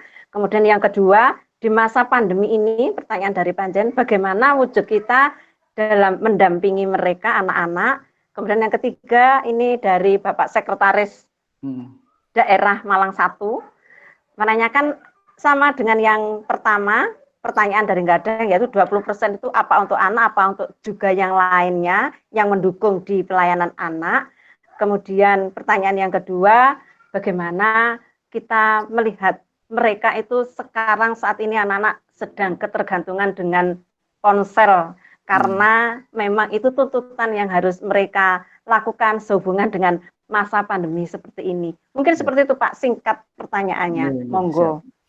Baik, terima kasih Bapak Ibu sekalian. Bahagia sekali pertanyaan ini muncul di masa saat ini, untuk maksudnya adalah untuk memastikan bahwa kita semua bisa memahami dengan benar bahwa ketika kita bicara gereja ramah. Saya menjawab dulu yang pertanyaannya dari Pak Setio dan Pak Kris terkait dengan anggaran 20%. Yang jelas bahwa kita harus melihat upaya pelindungan anak itu bukan melulu menjadi domain dari KPAR atau P2A. Poin pentingnya di situ, bahwa ketika kita bicara perlindungan anak di gereja, maka itu menjadi peran, kewajiban dari semua orang percaya dan gereja. Berarti tidak bicaranya hanya di KPAR MD ataupun KPAR MJ termasuk P2A-nya. 20% itu adalah gabungan dari seluruh anggaran yang ada di jemaat yang punya perspektif terhadap anak. Tadi sudah dicontohkan oleh Pak Kris, sudah betul sekali. Jadi misalnya ketika kita bicara indikator bahwa gereja punya program untuk memastikan bahwa anak di gerejanya tidak ada yang putus sekolah. Karena salah satu hak anak itu kan adalah hak pendidikan. Bahwa ketika ada anak di gereja yang dalam tanda kutip karena kondisinya tidak bisa sekolah, maka gereja punya program. Programnya dalam bentuk apa? Beasiswa. Beasiswa itu untuk berapa orang? Itu untuk misalnya dari kalau di tempat saya itu mungkin masuk di KPP ya, ada di komisi yang menangani terkait dengan teman-teman di Gadik. Kita ada Pokja tenaga pendidik yang memastikan ada proses beasiswa. Di KPP juga ada proses beasiswa. Nah, kemudian misalnya dari KPPW itu kira-kira apa programnya untuk yang berperspektif anak kira-kira? Meskipun sasarannya bukan anak, tetapi bahasan itu terkait dengan anak, maka itu termasuk menjadi bagian dari gereja ramah anak. Misalnya KPPW membuat acara ini misalnya, gizi membuat menu untuk gizi anak supaya meningkat. Itu termasuk menjadi program yang terkait dengan gereja ramah anak. KPPL, saya sepakat tadi, KPPL bagaimana membangun kamar mandi yang ramah anak. Misalnya tidak tinggi, kemudian ada akses yang aman, pegangan untuk anak. Itu menjadi salah satu bagian dari 20% yang dimaksud dengan standar minimal indikator gereja ramah anak. Kemudian apa yang lain? Misalnya dari KPPM. KPPM menyelenggarakan apa? Festival anak. KPPM menyelenggarakan pentas anak untuk membangkitkan kreativitas anak. Itu menjadi bagian dari program ramah anak. Jadi 20% itu tidak hanya dihitung dari komisi KPAR ataupun P2A. Jadi bisa dari KPPL, KPPM, KPPW, dari KPP, dan lain sebagainya. Itu menjadi 20%. Itu terkait dengan sumber. Nah, angka 20% itu Bapak Ibu sekalian, itu adalah saya ambil dari indikator yang muncul dari PGI. Nah, saya berharap sesuai dengan apa yang disampaikan Pak Setia tadi, bahwa dengan kondisi warga jemaat GKJW yang bermacam-macam, tentunya menurut saya akan lebih baik jika GKJW punya pedoman tersendiri. Apakah 20% kah, apakah 15% kah, atau mungkin bahkan tidak perlu mencantumkan indikator minimal anggaran. Karena kan mungkin kita tidak akan mungkin takutnya memberatkan dan sebagainya. Itu bisa kita ambil, kita scrap sehingga indikator itu tidak muncul. Jadi gabungan 20% itu tadi adalah gabungan dari semua komisi yang ada yang memiliki program pembangunan yang berperspektif pada anak. Apakah langsung kepada anaknya ataukah kepada orang lain yang tujuannya outputnya adalah untuk perlindungan anak. Jadi kayak program apa misalnya ya tadi beasiswa, kemudian pemberian makanan tambahan, kemudian KPT mengadakan buku PAH Junior, menyelenggarakan buku PAH Junior itu pun juga menjadi salah satu program yang ramah anak. Itu respon saya terkait dengan pertanyaan dari Pak Setia dan Pak Kris Yuda. Mungkin mudah-mudahan bisa menjadi bagian untuk kita berdiskusi lebih lanjut jika memang nanti ada waktu. Nah, terkait dengan pandemi Bapak Ibu sekalian, memang kita nggak bisa mengatur dunia ini seperti apa jalannya. Dulu waktu sebelum pandemi kita heboh bagaimana gadget itu bermasalah, membuat anak itu menjadi kecanduan dan lain sebagainya. Tapi ketika kondisi saat ini semua harus pakai gadget, laporan kecanduan gadget malah nggak ada ya Bapak Ibu sekalian. Bapak Ibu perhatikan dulu ketika kebetulan waktu itu istri saya memang nangani, waktu itu ada peliputan nasional juga, waktu pertama kali lagi hebohnya gadget, kebetulan istri saya yang diwawancara oleh TV One, dia psikiater di salah satu rumah sakit di Bondowoso, 2 orang itu langsung heboh. Yang namanya wartawan dari mana-mana itu telepon, TV mau siaran dan sebagainya. Pada saat itu banyak, tapi ketika sekarang, ketika pandemi ini berjalan, di mana anak-anak tiap hari harus pegang HP, tidak ada keluhan terkait dengan kecanduan gadget, yang banyak memang tertutupi dengan kasus-kasus COVID-19. Nah, Bapak Ibu sekalian yang dikasihi dan mengasihi Tuhan, ini tentu menjadi bagian dari kita P2A, menurut saya, untuk bisa berkreasi lebih baik dengan situasi yang ada sekarang, tentunya tetap memastikan bahwa anak-anak memiliki akses yang terkontrol. Pertanyaan saya kepada Bapak Ibu sekalian, ini seringkali kita juga mungkin perlu memahami bahwa apakah sebagai contoh begini Bapak Ibu sekalian, di HP-nya anak-anak Bapak Ibu sekalian, apakah ada akun YouTube-nya kira-kira? Apakah ada akun aplikasi YouTube? Apakah ada aplikasi, ya contoh YouTube? Apakah di HP-nya anak-anak Bapak Ibu sekalian ada aplikasi YouTube yang terinstal di situ? Ada nggih? Kalau ada HP yang terinstal aplikasi YouTube, ada HP anak-anak yang terinstal aplikasi YouTube, berarti ada satu kemungkinan kesimpulannya. Akun yang digunakan oleh anak itu usianya tidak sesuai dengan usia anak. Sebagai contoh, anak saya 2 orang, akun yang didaftarkan, email yang didaftarkan dalam akun Google itu adalah akun dia sendiri. Nah, akun Google itu sangat sensitif sekali terhadap usia. Kalau kita nulis usianya itu tahun 2000, kelahiran anak saya yang paling bungsu itu tahun 2009. 23 Juni 2009. Ketika saya masukkan akun itu di ponsel Android, maka dia tidak akan bisa download YouTube. Bisanya hanya YouTube Kids. Jadi anak-anak kalau mau nonton YouTube ya harus pakai HP-nya orang tua. Karena kalau sampai dia bisa masuk akun YouTube di HP-nya, berarti ada pemalsuan identitas dan pemalsuan tanggal lahir anak. Karena YouTube itu YouTube itu boleh kalau nggak salah 13 tahun ke atas atau 14 tahun ke atas dia baru bisa diinstal atau diakses oleh user. Nah, panjenengan pastikan di situ dulu.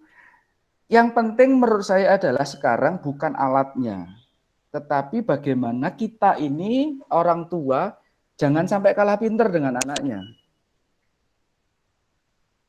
Jangan sampai kalah pinter, bagaimana kita bisa mengatur. Ada banyak aplikasi Bapak Ibu sekalian, kalau pertanyaannya dari Pak Kris tadi, bagaimana ketika kita tergantung dengan gadget, bagaimana kita mengaturnya. Karena kita nggak akan bisa lepas dari gadget untuk saat ini. Dalam situasi pandemi, anak-anak tugasnya juga dari gadget.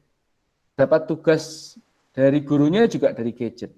Bahkan saya menemukan bahwa anak-anak lebih pintar daripada gurunya ketika menggunakan gadget. Bahkan ada guru yang nanya kepada siswanya, ini gimana caranya mengupload, bagaimana pakai Google Classroom, bagaimana macam-macam. Nah, Bapak Ibu sekalian yang dikasih dan mengasihi Tuhan, yang terpenting dalam situasi saat ini adalah memang perlu upaya yang keras, perlu usaha yang luar biasa untuk kita bisa memastikan akses anak kepada gadget itu benar-benar bisa kita kontrol. Bisa kita ketahui, bisa kita pahami. Jangan sampai anak menginstal aplikasi kita nggak tahu. Jangan sampai anak menginstal gambar kita sama sekali nggak tahu. Nah, ini tentunya menurut saya menjadi salah satu poin penting bagi Bapak Ibu sekalian di P2AMD untuk membuat semacam web seminar terkait dengan bagaimana mengontrol pemanfaatan gadget pada anak. Pesertanya siapa? Orang tua. Saya ada beberapa materi sebetulnya, tetapi karena saya tidak punya cukup kompetensi untuk menjelaskan secara detail, mungkin nanti akan saya kirim. Ada beberapa aplikasi yang mungkin bisa Bapak Ibu gunakan untuk memfilter itu. Ada namanya Google Family Link yang saya tahu. Jadi Google Family Link itu adalah aplikasi yang di Android yang bisa digunakan untuk kita bisa memantau pergerakan anak kita ada di mana, dia sedang apa, membatasi jamnya, membatasi kontennya. Itu sangat mudah sekali dan itu saya gunakan sampai sekarang.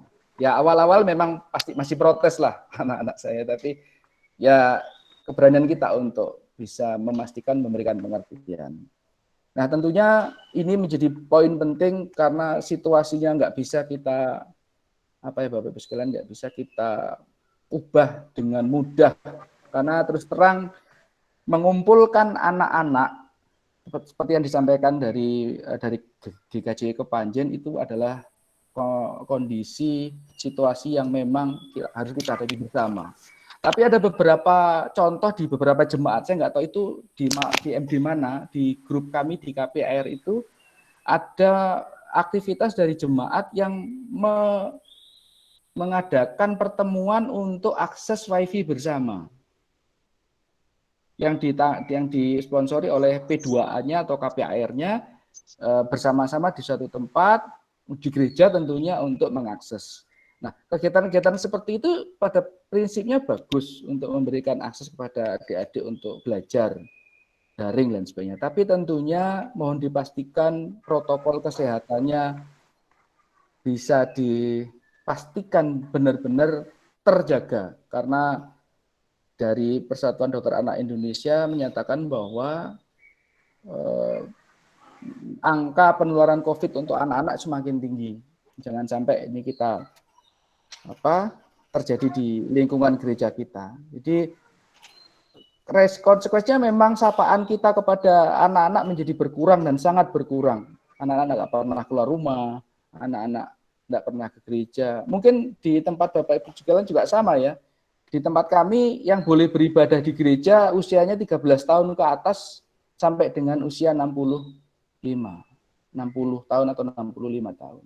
Sehingga anak-anak harus beribadah di rumah.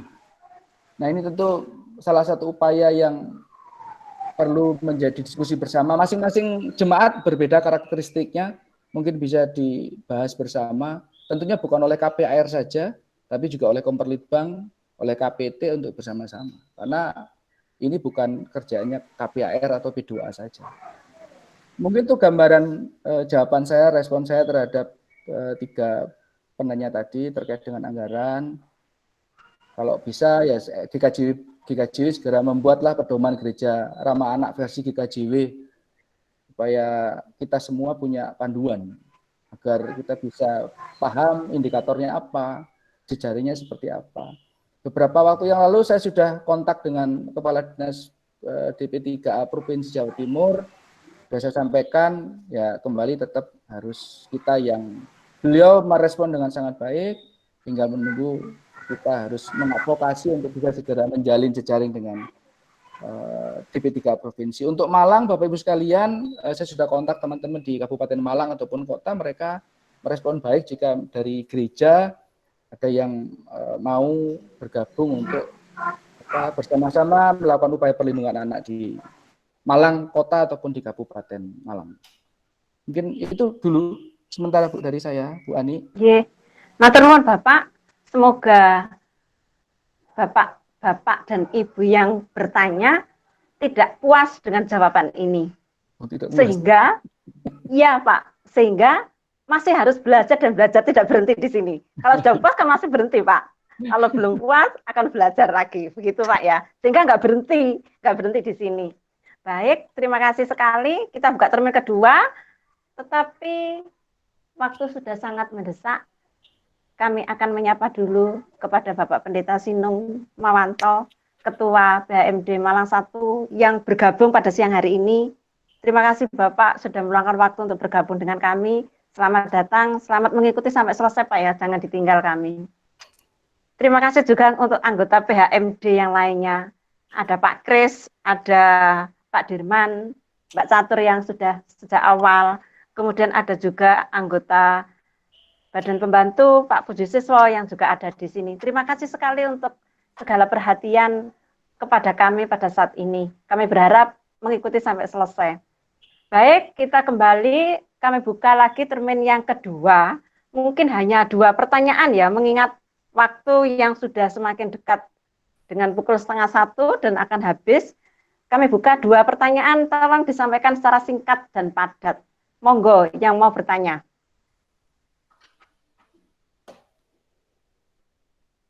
Tidak ada? Atau masih ada? Boleh saya, Mbak? Bapak Pendeta. Bisa. Monggo, Pak.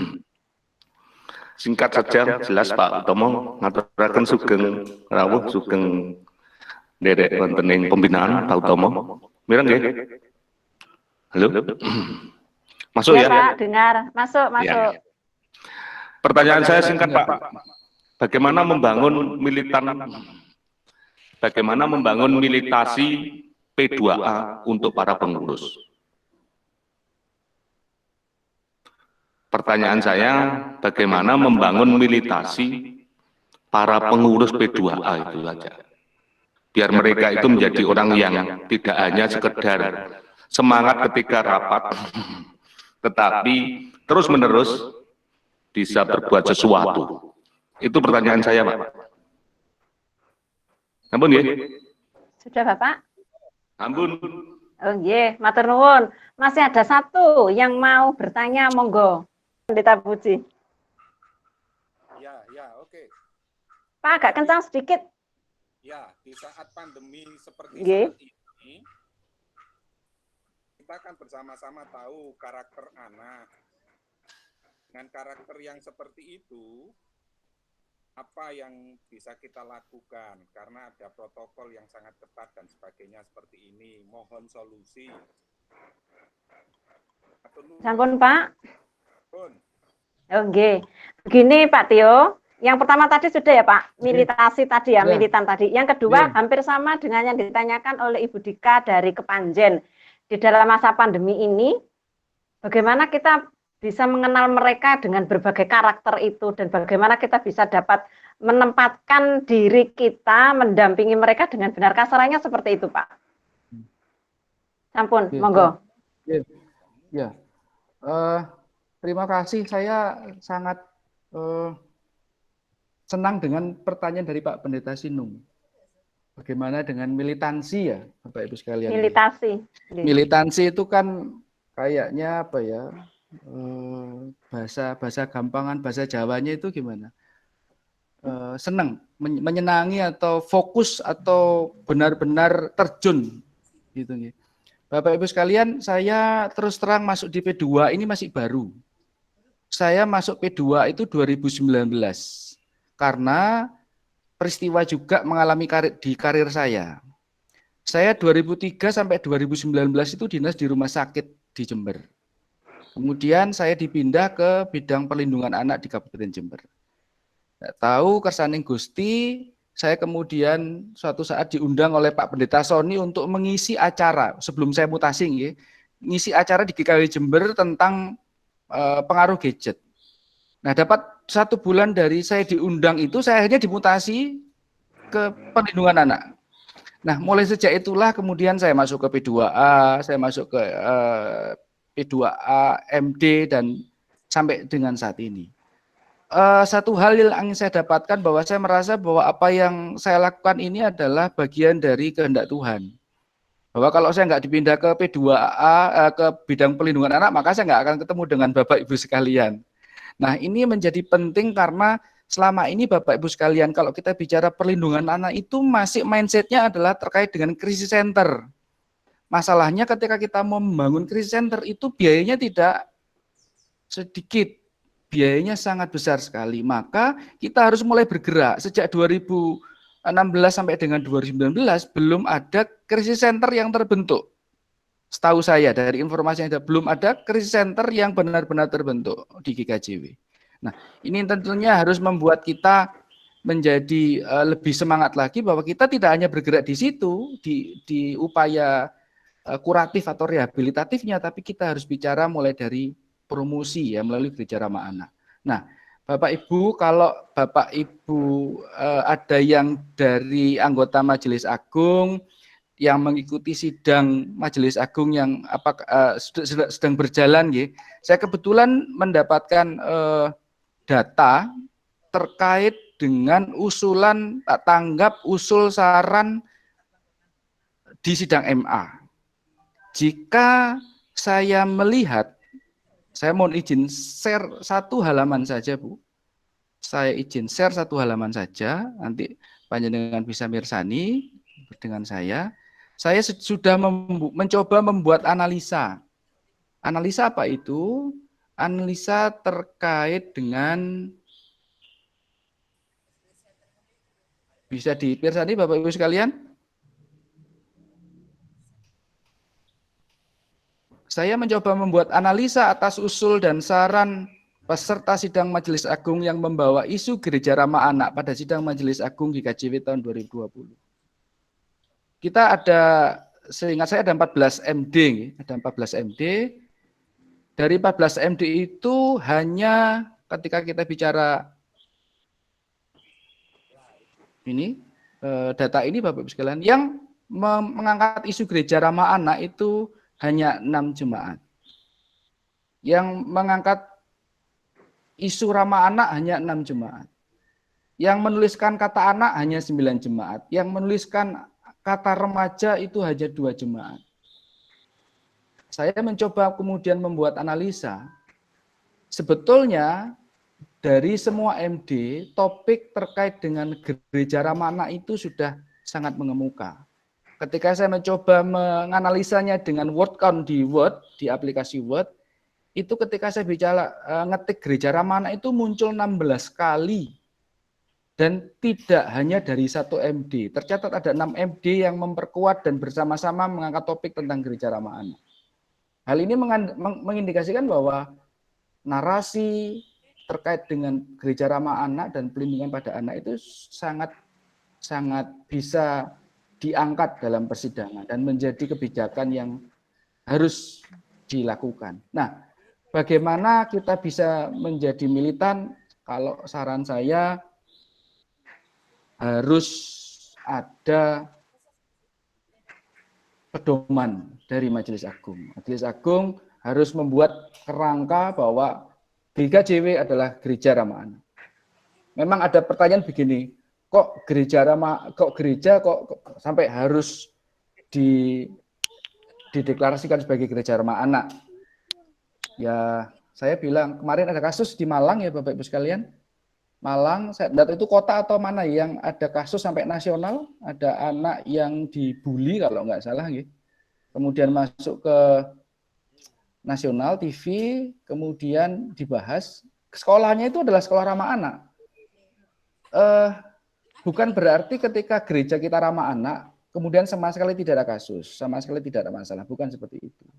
Tapi bagaimana ketika ada kasus, gereja sudah punya sistem untuk melayani, untuk melindungi anak yang menjadi korban kekerasan.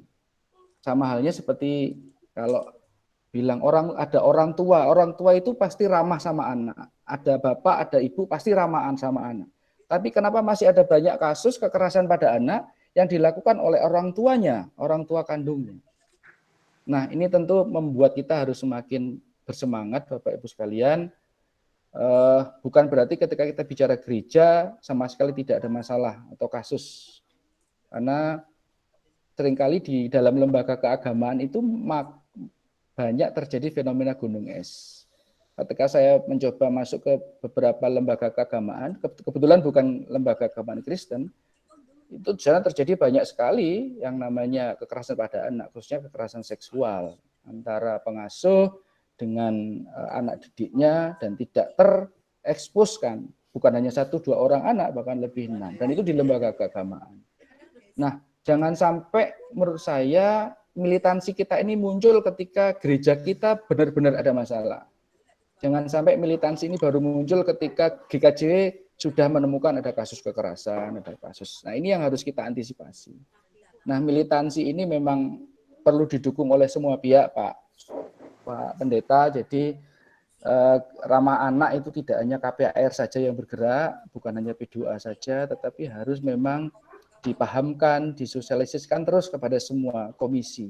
Karena bisa jadi komisi KPPL tidak merasa penting untuk bicara ramah anak karena bukan domainnya dia sebagai ramah anak, tetapi ada kaitannya KPPL bagaimana mengembangkan bangunan kamar mandi, bangunan ruangan yang ramah anak ketika di ruangan sekolah minggu itu mejanya jangan jangan lancip, harus tumpul supaya ketika ada anak jatuh dia tidak mengakibatkan luka, tidak membuat luka yang menjadi berat. Hal-hal ini masuk ke wilayahnya KPPL sebetulnya. Bagaimana gereja memastikan anak-anak di gereja, di jemaatnya itu semua sudah punya kartu identitas anak, semua punya akte kelahiran, semua punya KK. Itu sering belum, setahu saya, kalau di tempat saya memang masih belum ke sana dan akan mengarah ke sana. Semua warga jemaat kita dorong untuk kita kolektifkan ngurus KIA, ngurus akte kelahiran. Nah, apakah itu poin bagi tugas dari jemaat? Iya, menurut saya. Apalagi gereja kita itu setahu saya sangat ketat sekali dengan pencatatan. Orang baptis saja punya sertifikat. Orang CD ada tulisannya di buku sertifikat itu. Nah, apalagi ketika kita bicara hak anak, hak sipil, ketika ada jemaat di suatu desa, di gereja GKJW belum punya KIA, belum punya kartu identitas anak, belum punya akte kelahiran. Itu kita masuk ke sana karena kita bicara anak tidak hanya KPAR saja. Itu mungkin permohonan ini bukan jawaban sebetulnya, malah permohonan bantuan. Karena kalau melihat analisa sidang MA yang ada, tidak semua majelis daerah itu peka terhadap isu anak. Padahal kita paham bahwa, mohon maaf, kemarin ada penelitian, saya lupa yang menyampaikan, tapi ini disampaikan oleh Komparlitbang saya, bahwa banyak anak yang sudah tidak tertarik dengan kegiatan bergereja. Karena ya itu tadi banyak hal yang mungkin ya semuanya juga akan saling terkait. Nah, itu dari saya Bapak Ibu sekalian terkait dengan pertanyaan yang kedua dari Kepanjen bagaimana apa tadi Bu? Dari Gadang, dari Bapak Pendeta Gadang yang pertanyaannya hampir sama dengan Kepanjen tentang karakter. Ya, karakter ini berbagai karakter yang ada bagaimana kita bisa dapat mendampingi mereka dengan benar. Ya, baik Bu. Ketika masa bukan pandemi aja kita kesulitan memahami karakter anak. Apalagi ketika masa pandemi. Ketika masa pandemi kita tidak bisa kontak langsung, kita tidak bisa melihat langsung. Seringkali ketika ada semacam webinar seperti ini, kita nggak bisa melihat respon langsung dari pendengar karena ada yang dimatikan videonya. Beda ketika kita mengajar. Ketika kita mengajar di offline ya, di ruangan sekolah minggu, kita bisa bertatap muka, kita bisa berekspresi, kita bisa intonasi bisa jelas, ini macam-macam. Nah, akan sangat sulit sekali dalam masa pandemi ini kita mengenal karakter memang. Sangat sulit sekali. Karena apa? Karena mengenal karakter saat pandemi dan sebelum pandemi berbeda Bapak Ibu sekalian. Kalau selama sebelum pandemi kita bisa ketemu, bisa ngomong, berinteraksi langsung, kontak fisik. Apakah tidak ada jalan? Saya yakin masih bisa ada jalan.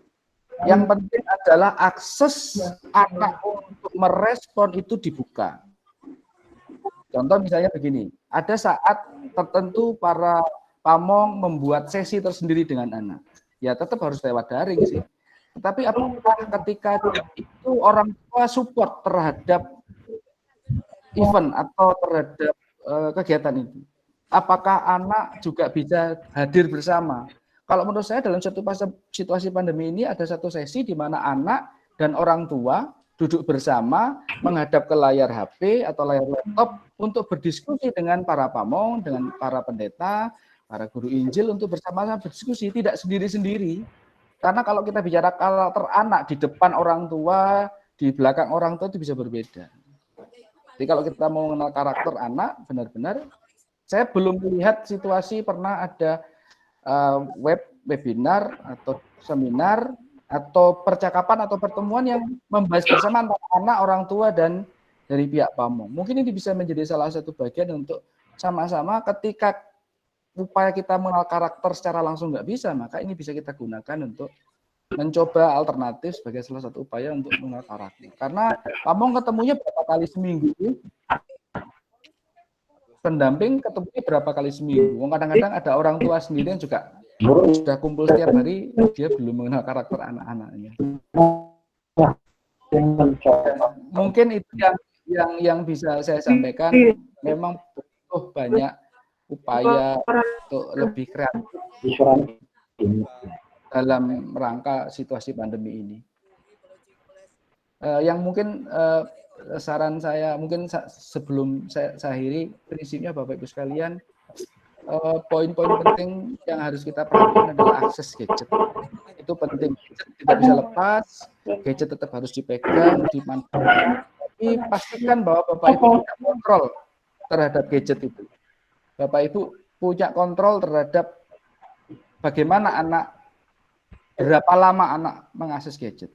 Jadi kalau di HP-nya putra-putrinya Bapak Ibu atau putra-putrinya temannya Bapak Ibu menemukan anaknya punya akun YouTube, akun Facebook, yang jelas yang saya tahu akun YouTube ada di HP-nya, dengan menggunakan nama emailnya dia, maka dia sudah tidak menyampaikan usia yang sebenarnya. Dan saya pesan Bapak Ibu sekalian, berhati-hati untuk menuliskan email. Kenapa? Bapak Ibu mungkin kenal yang namanya jejak digital. Kalau misalnya anak panjenengan membuat email, terus tulisannya macam-macam, terus enggak dalam tanda kutip ada yang main-main dan sebagainya. Kalau kebetulan dia mengakses konten-konten yang tidak bagus, maka email ini akan tercatat terus dan ini akan tersimpan selama hayatnya, karena kita mengenal yang namanya jejak digital. Jadi benar-benar saran saya mungkin perlu ada semacam bimbingan bagi orang tua, pendampingan bagi orang tua terkait bagaimana pemanfaatan gadget khususnya di masa pandemi ini menjadi salah satu cara bagi kita untuk memberikan perlindungan kepada anak melalui orang tua. Itu dari saya, Bu Ani, untuk sembuhun. Matur nuwun Bapak, waktu sudah berlalu menurut jam di tempat saya 7 menit. Saya kira pertemuan pada siang hari ini kita akhiri di sini. Kami sungguh mengucapkan terima kasih kepada Pak Tio dari Bondowoso dan jauh di sana Pak ya, yang sudah berkenan untuk boleh ada bersama dengan kami di P2A MD Malang 1. Katanya Bu Catur, oleh karena kasih Bapak Tio kepada kami, mungkin begitu Pak ya, digerakkan oleh Tuhan untuk boleh melayani kami walaupun ini melalui daring. Sungguh kami berterima kasih sekali. Bapak Ibu Saudara yang dikasih Tuhan Yesus, P2A di MD Malang 1, kita telah belajar anak dan dunianya pada saat ini. Dan ketika tadi Pak Tio mengatakan bahwa gadget adalah hal yang sangat-sangat diperhatikan, tugas kita sebagai orang tua adalah mendampingi mereka dengan benar di dalam mereka menggunakan gadget itu. Jangan sampai ketika kita meminta gadget itu kepada anak-anak, anak-anak menolak untuk memberikan kepada kita. Nah, kita harus berhati-hati dan waspada tentang hal itu, tentang isi yang ada di gadget anak-anak. Jadi tugas kita adalah mendampingi mereka walaupun dunia kita saat ini beda dengan dunia anak-anak. Tetapi sebagai orang tua, mendampingi mereka dengan benar. Nah, P2A membantu para orang tua untuk boleh mengenali anak-anak, untuk boleh mendampingi anak-anak.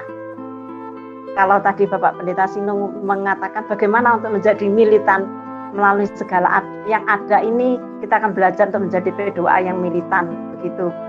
Jadi tidak hanya pada waktu rapat saja kita semangat, tetapi ketika tidak ada apa-apa, sebetulnya ada yang kita kerjakan, yaitu mendampingi mereka, melihat mereka di masa pandemi seperti ini, bagaimana kita bisa mendampingi mereka. Sebetulnya banyak cara yang kita lakukan. Kita bisa menyapa mereka melalui sosial media. Kita boleh memberikan kegiatan-kegiatan yang positif kepada mereka. Misalnya kuis kita berikan kepada mereka. Di situ kita mengetahui mereka ini di dalam posisi yang bagaimana, kita akan tahu melalui segala yang kita lakukan. Sering kita menyapa mereka melalui sosial media. Karena ini pengalaman kami lakukan seperti itu, dan akhirnya kami dari P2A menemukan anak yang sedang mengalami masalah walaupun melalui sosial media, dan akhirnya kami berjumpa. Itu mungkin dari Mbak Dika satu yang boleh kami sharekan pengalaman untuk mendampingi anak di masa pandemi seperti ini. Baik, Bapak Ibu, saudara-saudara yang kasih Tuhan Yesus, kita sudah dituntut oleh waktu untuk segera mengakhiri acara ini. Kami sekali lagi mengucapkan terima kasih kepada Pak Tio yang sudah berkenan untuk menyampaikan materi yang sungguh bagus ini buat kami. Kami berharap teman-teman semua boleh mendapatkan sesuatu yang sangat berarti dalam kita belajar pada siang hari ini. Oh, ini dari harapan kami, Pak.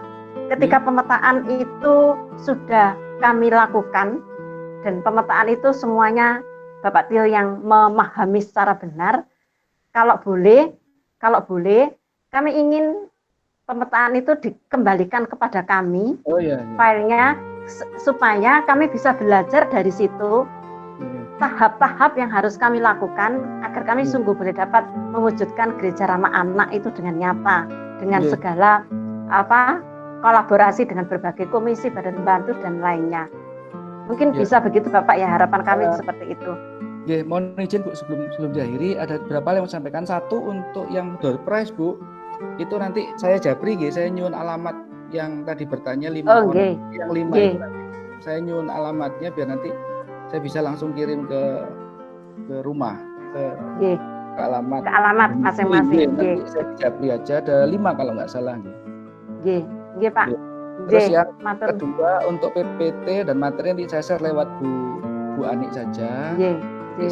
Saya paringkan semua, termasuk yang survei kuesioner itu juga akan saya sampaikan hasilnya seperti apa. Termasuk saya menginformasikan juga minggu depan kami juga ada acara di P2MD Besuki Barat, tema juga sosialisasi perlindungan anak. Narasumbernya nanti ada saya, kemudian dari Kabid Perlindungan Kabupaten Jember dan dari kepolisian juga hadir pakai Zoom. Monggo bagi yang berminat nanti saya coba share, tapi mohon maaf 2 hari sebelumnya baru kami share Zoom meetingnya, akunnya, untuk mungkin bagi yang berminat bisa mengakses. Itu saja dari saya, Bu Ani. Saya mohon maaf kepada Bapak Pendeta Sinung, Bapak Pendeta yang lain juga, Bapak Ibu Pendeta, para aktivis P2A, pengurus KPA RMJ, MD, dan semuanya yang terkait, PHMD, atau mohon maaf apabila ada yang kurang berkenan, karena kita semua memang harus terus belajar dan mudah-mudahan militansinya bisa terus bersambung supaya api tidak cepat padam, karena Indonesia masih lama berdirinya. Jadi kita harus selalu, semua anak adalah anak kita. Itu aja dari saya. Terus nuwun Gusti berkahi. Matur nuwun. Terima kasih sekali kami sampaikan sekali lagi kepada Pak Tio.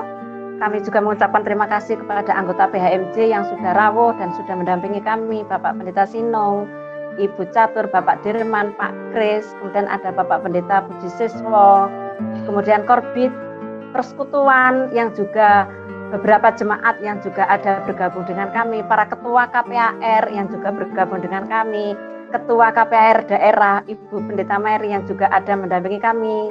Sungguh kami mengucapkan terima kasih untuk perhatiannya. Terlebih kami mengucapkan terima kasih kepada seluruh pelayan P2A, jemaat-jemaat selingkup MD Malang 1 yang sudah ikut bergabung pada siang hari ini. Semoga siang hari ini merupakan hal yang baru buat kita untuk kita boleh lebih semangat lagi, lebih giat lagi, lebih militan lagi dalam kami boleh melayani di Pokja P2A MD Malang 1. Saya mohon maaf sebesar-besarnya jika di dalam pertemuan ini ada tutur sapa, ada perilaku yang tidak berkenan. Sekali lagi saya mohon maaf. Kita akan tutup, kita akan akhiri pertemuan kita pada siang hari ini. Kami mohon dengan hormat Bapak Pendeta Sinung untuk menutup acara ini di dalam doa. Saya mengucapkan terima kasih kepada semua pihak yang telah mendukung acara kita hari ini. Kita bersama-sama akan mengakhiri acara ini dengan penuh sukacita. Kalau nyanyi itu iso apa ya? Nyanyi itu gak iso ya Mbak ya? Gak bisa Pak. Nyanyi. Bisa Pak. Yesus cinta semua anak. Bisa ya? Yesus cinta semua anak, itu percaya. Mungkin itu. Terdengar suaranya? Dengar. Dengar Pak. Yesus cinta semua anak.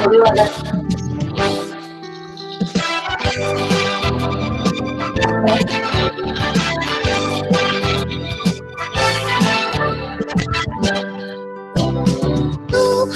kita semua anak di dunia. Tuhan kita semua anak di dunia. Tuhan kita semua anak di dunia. Jadi kita semua kita semua anak di dunia. Tuhan kita semua bangsa.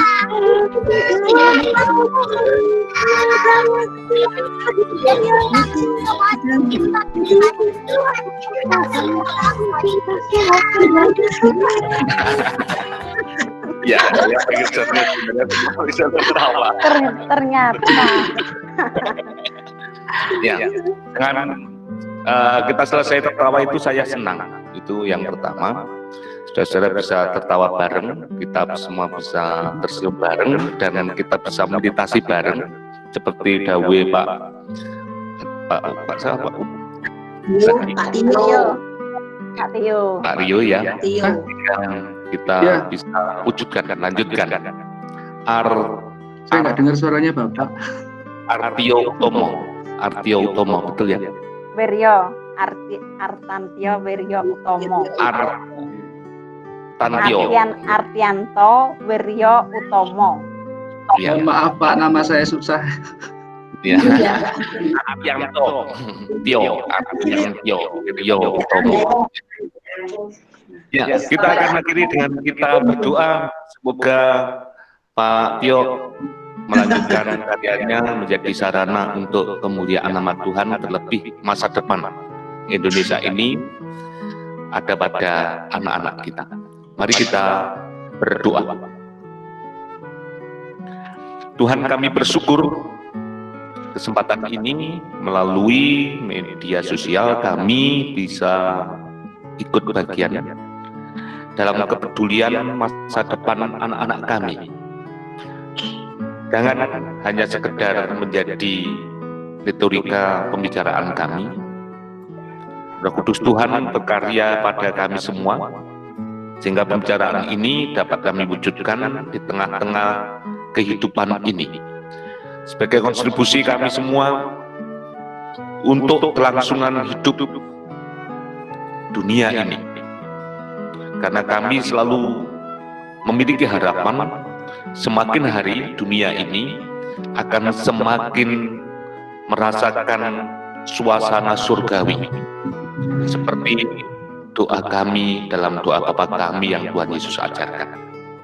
Keterlibatan semuanya pihak menjadi bagian bagi kami mewujudkan kehendak Tuhan. Pak Tio yang telah Tuhan pakai menjadi pembicara kami pada saat ini, berkati kesehatan, ketenangan, ketentraman, kerukunan di tengah-tengah keluarga, sehingga terus-menerus menjadi sarana bagi orang yang kami kasih ini melanjutkan perjuangannya terlibat dalam karya Tuhan.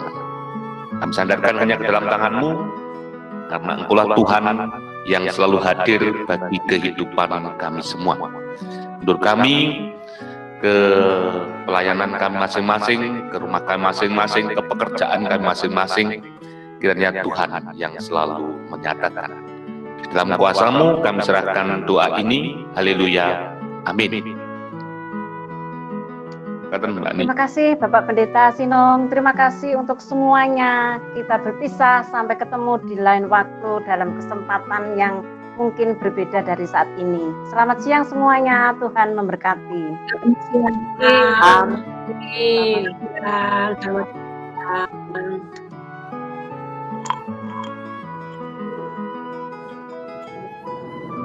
Marida, terima kasih.